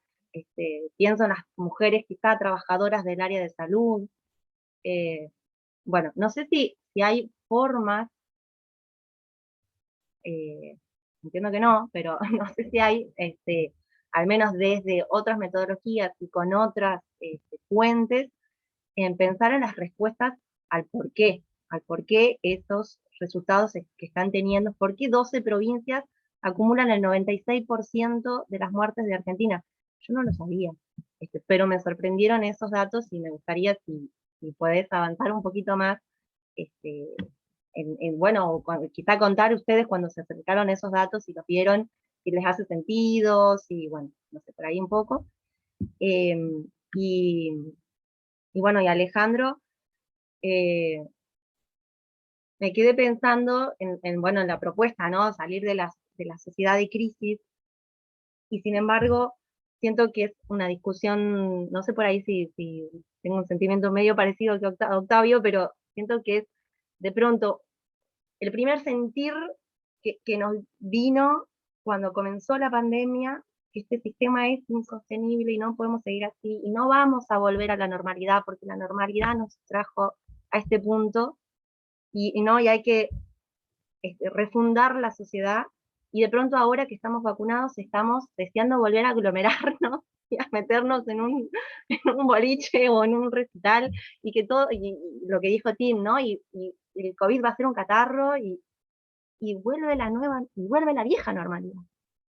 ¿Y dónde está la posibilidad de una refundación? Parece como que nos hubiésemos olvidado tan rápidamente de que no queríamos este sistema porque nos trajo hasta aquí y ahora ya estamos contentos con haber vuelto a la vieja normalidad. Entonces, ahí no. Enrique. Gracias, Juli. Enrique. Hola, muchas gracias. No, primero que nada, felicitar a los ponentes y a EPA, muy interesante la sesión. Y no, yo nada más diciendo un poco con lo que comenté recién de Octavio, que yo lo que noté, por lo menos en la sociedad, y en particular, es que el hecho de la pandemia, la necesidad de datos, generó como un reposicionamiento de la demografía. En particular, notamos como mucha más demanda de la prensa, de la sociedad, en el sentido de saber qué nos estaba pasando. Volvió a aparecer la mortalidad en titulares de los diarios, que era un tema totalmente perimido. Es un poco como que la demografía se hubiera reconciliado con la sociedad, o hubiéramos pasado a ser relevantes, que mucho tiempo dejamos de... probablemente no por, quizá un poco de efecto nuestro de no saber comunicar o articular con el resto de la sociedad, pero encontré que como que los temas nuevos nuestros pasaron a ser muy relevantes, más allá que yo creo que todavía nos falta mucho por saber de todo esto que nos conmovió, en el sentido, nunca antes habíamos tenido cambios de la esperanza de vida hacia atrás, como han ocurrido desde que tenemos datos buenos, o por lo menos desde que estudiamos demografía, o los impactos sociales que hacía mención Alejandro, o esta necesidad de empezar a revisar si tenemos algún método indirecto para poder anticiparnos, como decía Jorge hace un rato, y no esperar que la DEIS publique los datos en el 2023 sobre el 2021. Entonces, no, nada más el comentario, que yo creo que por más que sí en nuestro ámbito nos suene repetitivo estar hablando del tema, yo creo que generó una demanda social y volvernos relevantes, o volver a ocupar lugares que probablemente tendríamos que estar ocupando desde siempre. Pero bueno, nada más en un comentario. Bueno, muchas gracias. Bueno, podemos ir respondiendo esta ronda de preguntas, ¿sí? Le paso la palabra a Leandro de nuevo. Tenemos el orden. Bueno, gracias, Mariana. Si les parece, contesto brevemente en el orden que han ido formulando las preguntas o comentarios, y después, si necesitan aclaraciones, repreguntan, por favor. Primero a Jorge: ¿se puede reproducir el método propuestos por Tim o métodos indirectos? Habría que intentarlo. La verdad que necesitaría familiarizarme con ellos y probarlos, ¿no? Por el momento, la estrategia que estoy, digamos, pensando a la demora que trae la publicación de estadísticas vitales por la DEIS, la podemos encontrar, por ejemplo, en datos de los registros civiles provinciales.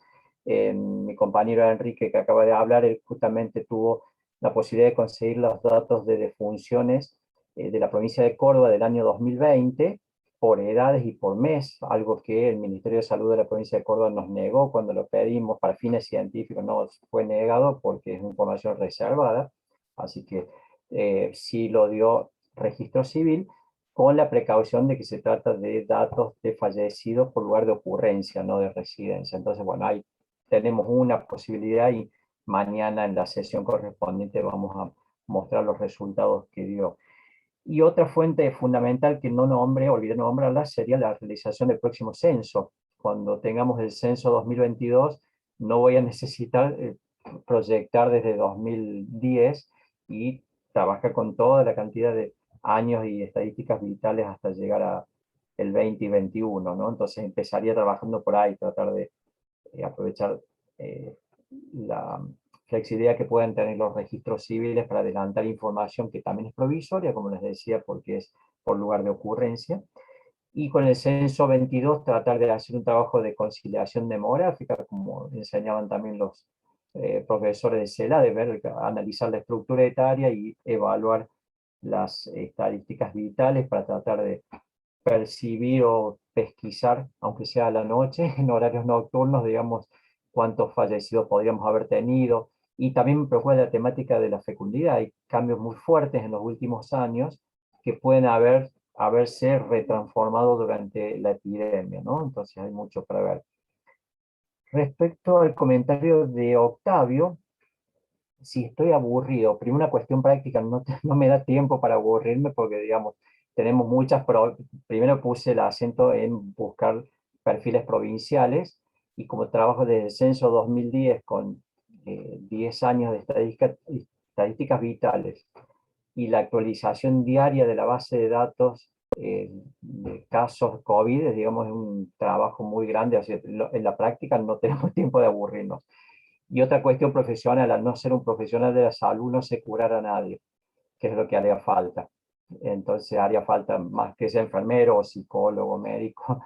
Entonces esto es lo que sé hacer, es lo que aporto esto y esperando que este diagnóstico sirva para algo o para alguien. Estaba recordando, en algún momento escuché un reportaje radial de un médico terapista de aquí de Córdoba, a raíz siempre de la cantidad de contagios que me decían, no, o de muertos, dicen, más que necesitamos saber a alguien que calcule cuál es la mortalidad por edades, dice, porque así el número suelto de número de muertos no nos da la evidencia de cuánto estamos retrocediendo. Entonces ahí se me encendió la lamparita y cierta luz de esperanza, diciendo, bueno, en la interdisciplina, compartiendo estos resultados con otras disciplinas, podemos llegar a algo más.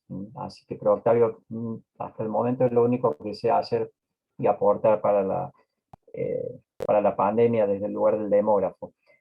Y esto me engancha con la pregunta de Julieta, ¿por qué, por ejemplo, la sobremortalidad de las mujeres de edades más jóvenes? ¿Por qué? Tampoco lo puedo saber desde los datos, estoy logrando los diagnósticos por imágenes de esto, ¿no es cierto? Ahí necesitamos preguntarle ya al personal sanitario, a psicólogos, a trabajadores sociales, que puedan estar más cerca de la cadena de causalidades, para que nos expliquen bien por qué.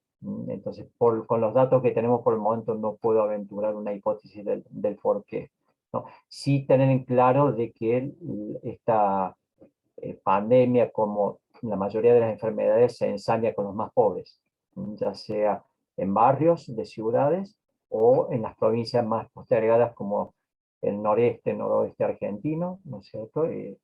Eso es claro, y podríamos pensar en esas formas de vida de los más pobres, en cual las mujeres pueden estar más expuestas, ¿no? Recordaba, alguien nombró la epidemia del SIDA u otras enfermedades, parecen comenzar a veces en varones de altos ingresos y terminan afectando más a mujeres y niños de bajos ingresos, ¿no? Entonces por ahí el COVID comenzó como una enfermedad de viajeros internacionales y terminó ensañándose con mujeres de barrios muy pobres, ¿no es cierto? Y con enfermedades crónicas prevalentes, ¿no? Propias de las condiciones de vida, una mala alimentación, etc., ¿no? Entonces, hay que pedir ayuda a los otros colegas, a la interdisciplina, para encontrar más respuestas.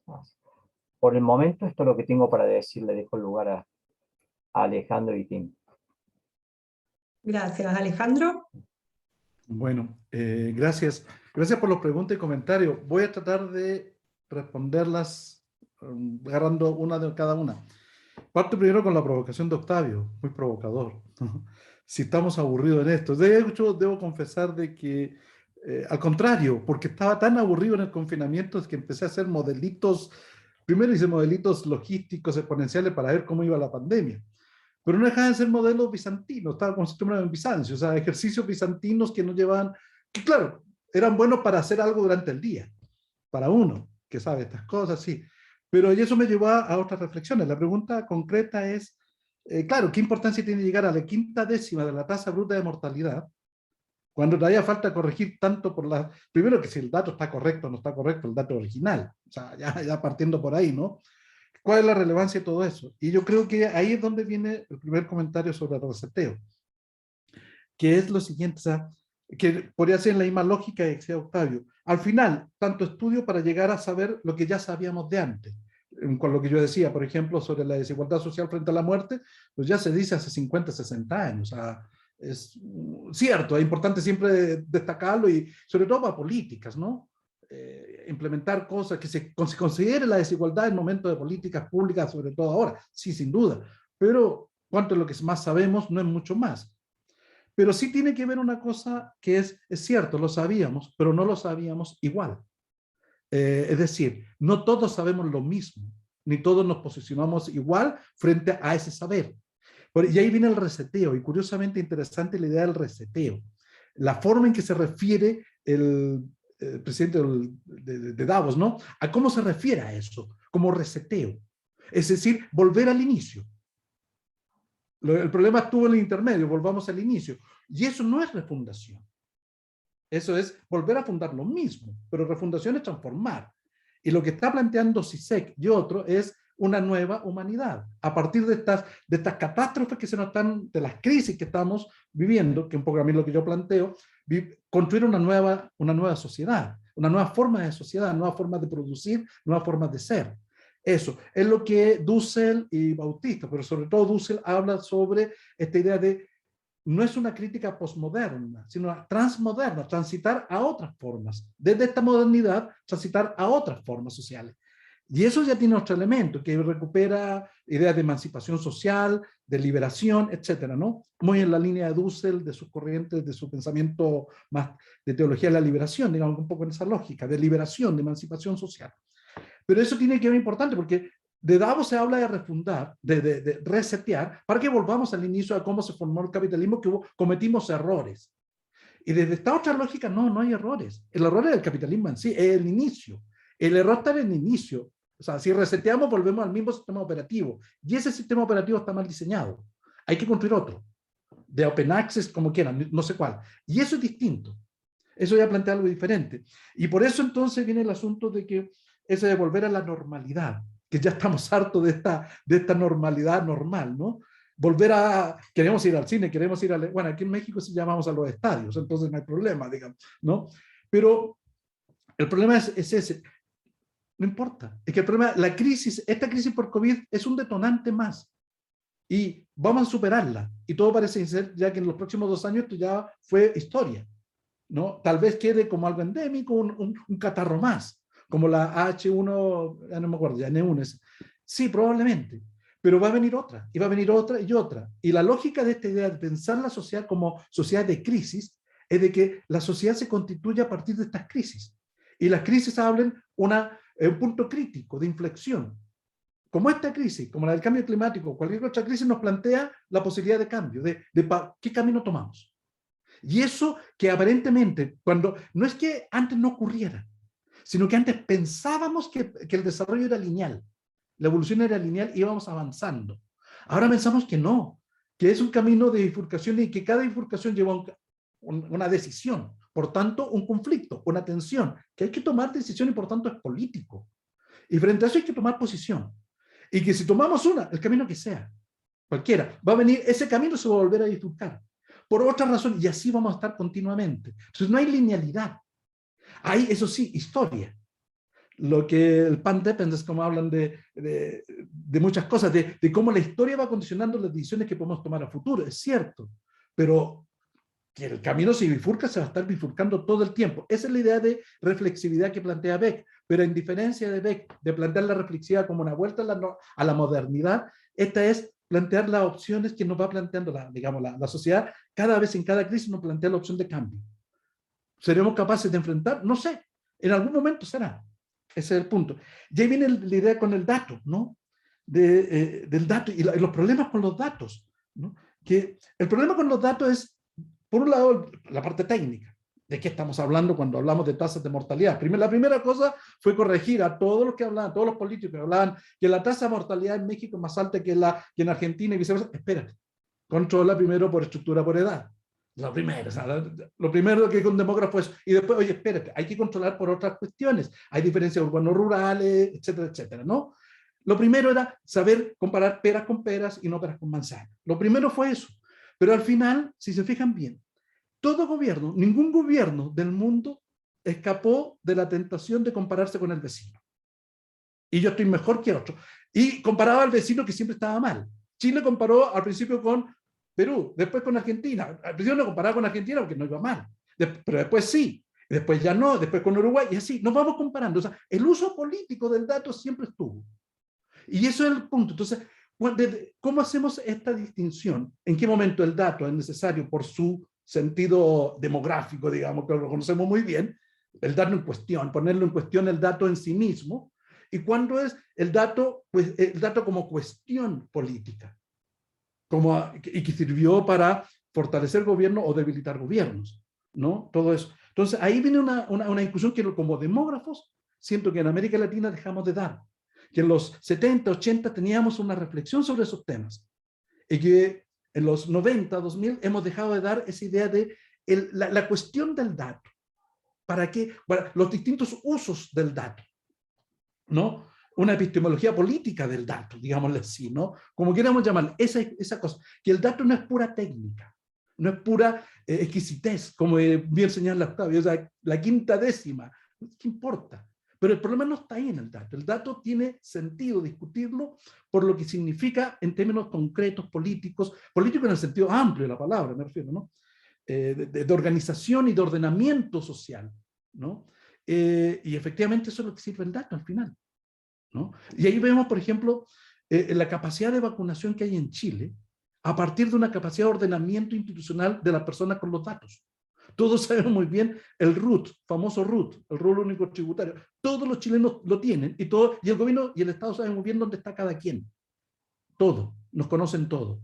Bueno, esa capacidad de ordenamiento que no alcanza lo que fue Corea o lo que fue China, con la capacidad de esto de Big Data de controlar a la población, pero tiene un sentido.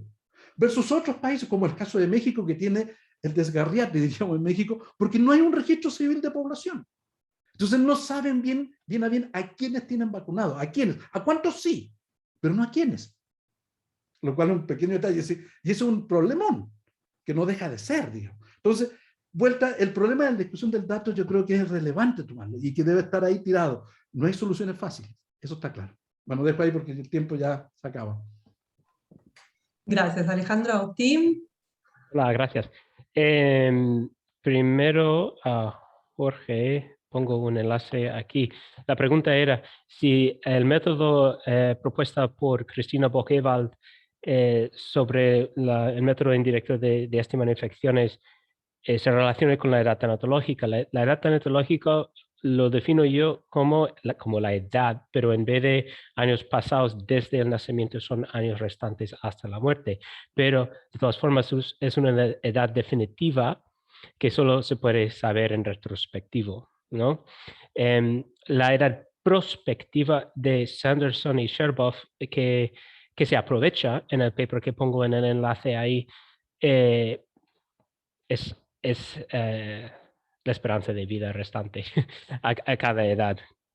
Entonces es aquello que hacen un mapeo entre la prevalencia y la esperanza de vida restante, hacen una correspondencia y luego lo traducen a una segunda población en función de su curva de esperanza de vida restante. Este es el truco. Y este es el mismo truco que aprovecha Cristina. Me imagino que está consciente de este paper, pero tampoco he mirado las referencias ni nada. Pero sí, tienen esto en común, sí. Al comentario de Octavio, pues sí, estoy cansado. Pero mira, los soldados en las trinchas también estaban cansados y yo también estoy muy ocupado y comprometido con todo esto. Pero bueno, si es relevante, es igual de relevante que cualquier cosa que estaban haciendo los demógrafos antes. También afecta a todos los demás fenómenos demográficos, no solo la mortalidad. Y va a seguir en nuestra disciplina mucho tiempo.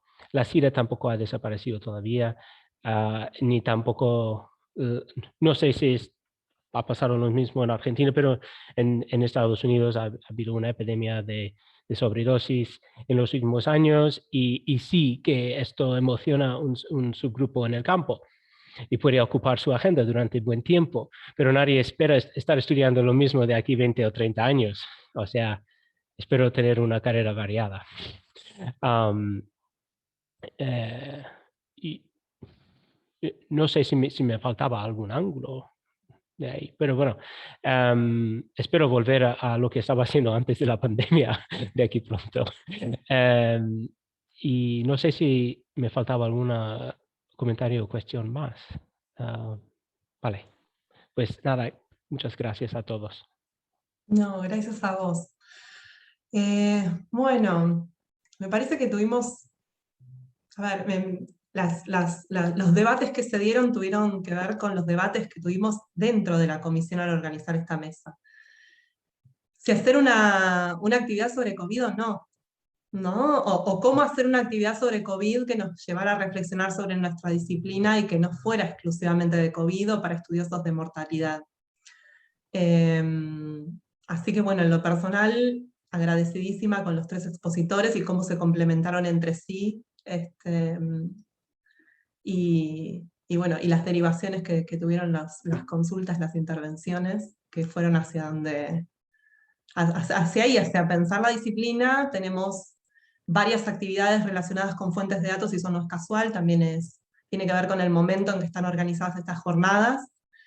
2 de vitales, por cierto, una más con impronta argentina y otra más con impronta regional, una sobre censos y demás. Hay actividades súper interesantes toda la semana y están invitados también, nuestros invitados de hoy, ¿sí? Alejandro, Tim, bueno, Leandro por supuesto, tienen acceso a todas las actividades que hay el resto de la semana, ¿sí? Así que mírense el programa y a donde quiera serán bienvenidos.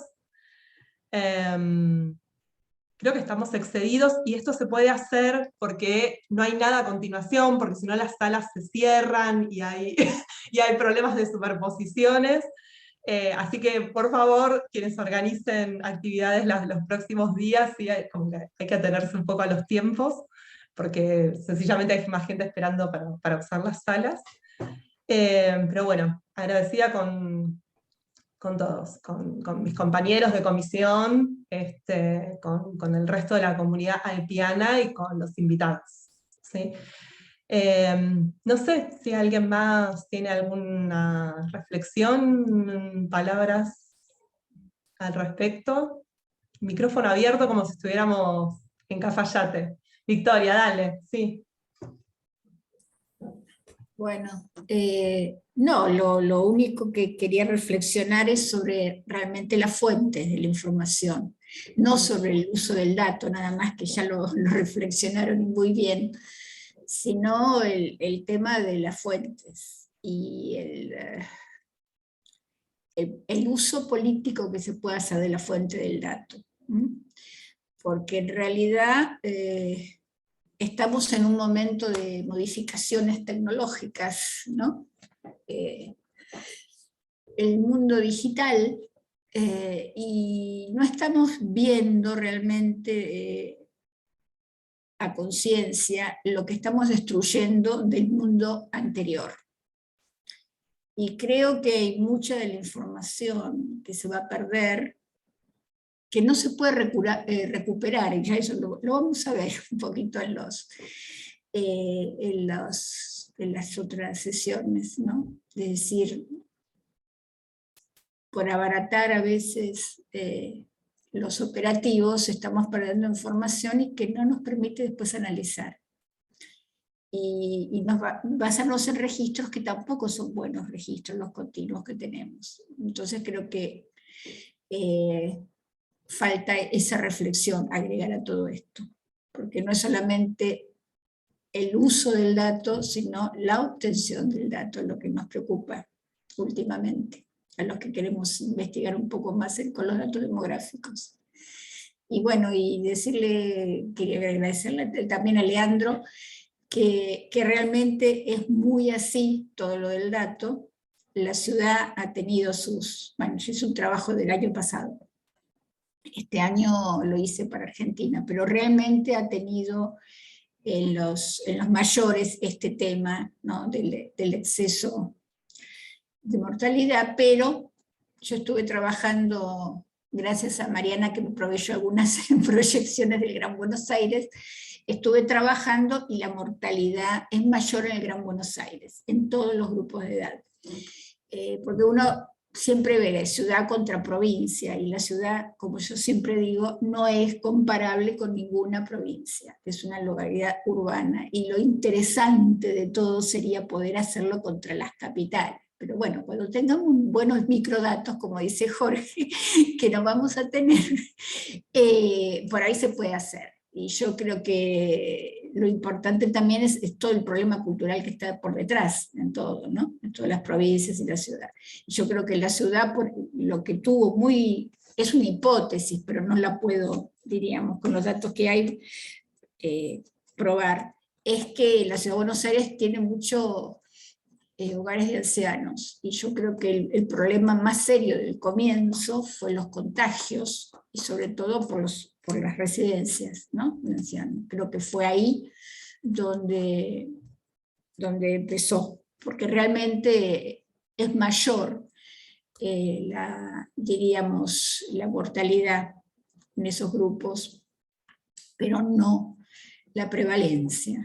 La prevalencia se da en otra gente joven, que también aumentó ahora. O sea, descendió mucho el promedio de edad, como dice Leandro, en este año, realmente, porque bueno, los adultos mayores nos estuvimos más cuidaditos en casa, no nos dejaron salir. Así que bueno, eso quería decir. Pensemos, sería muy bueno pensar en las fuentes, en la discusión de las fuentes, si están cambiando para bien o para mal. Eso. Los invito a las plenarias de censo y a la mesa redonda de Vitales, que vamos a seguir discutiendo este tema. Gracias a todos, realmente muy interesante. Gracias, Victoria. ¿Alguien más? ¿Octavio?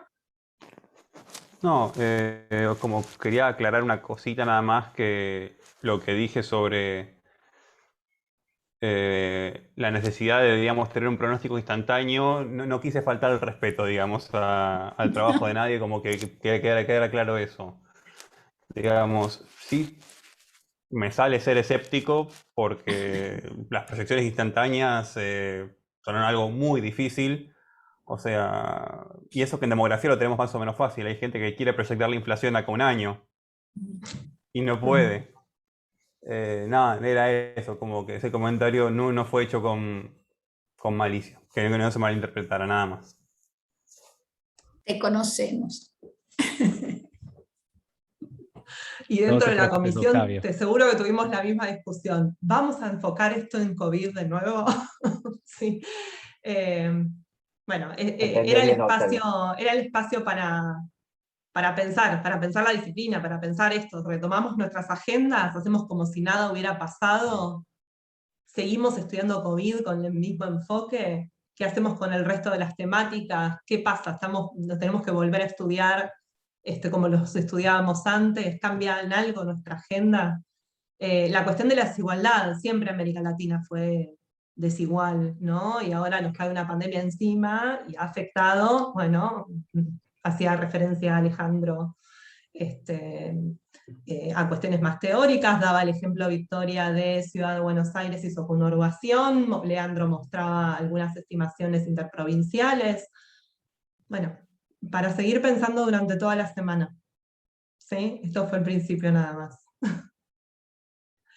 Si no hay ningún comentario más, cerramos acá, que para algunos es tardísimo, ¿sí? Para más de uno.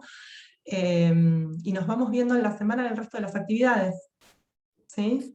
Muy bien, muchas gracias. Gracias a todos por participar, gracias. Muchas gracias por la Gracias a invitación. vosotros. Un abrazo a todos. Gracias. Muchas gracias. abrazo para todos. Chao. Igualmente, igualmente. Hasta pronto.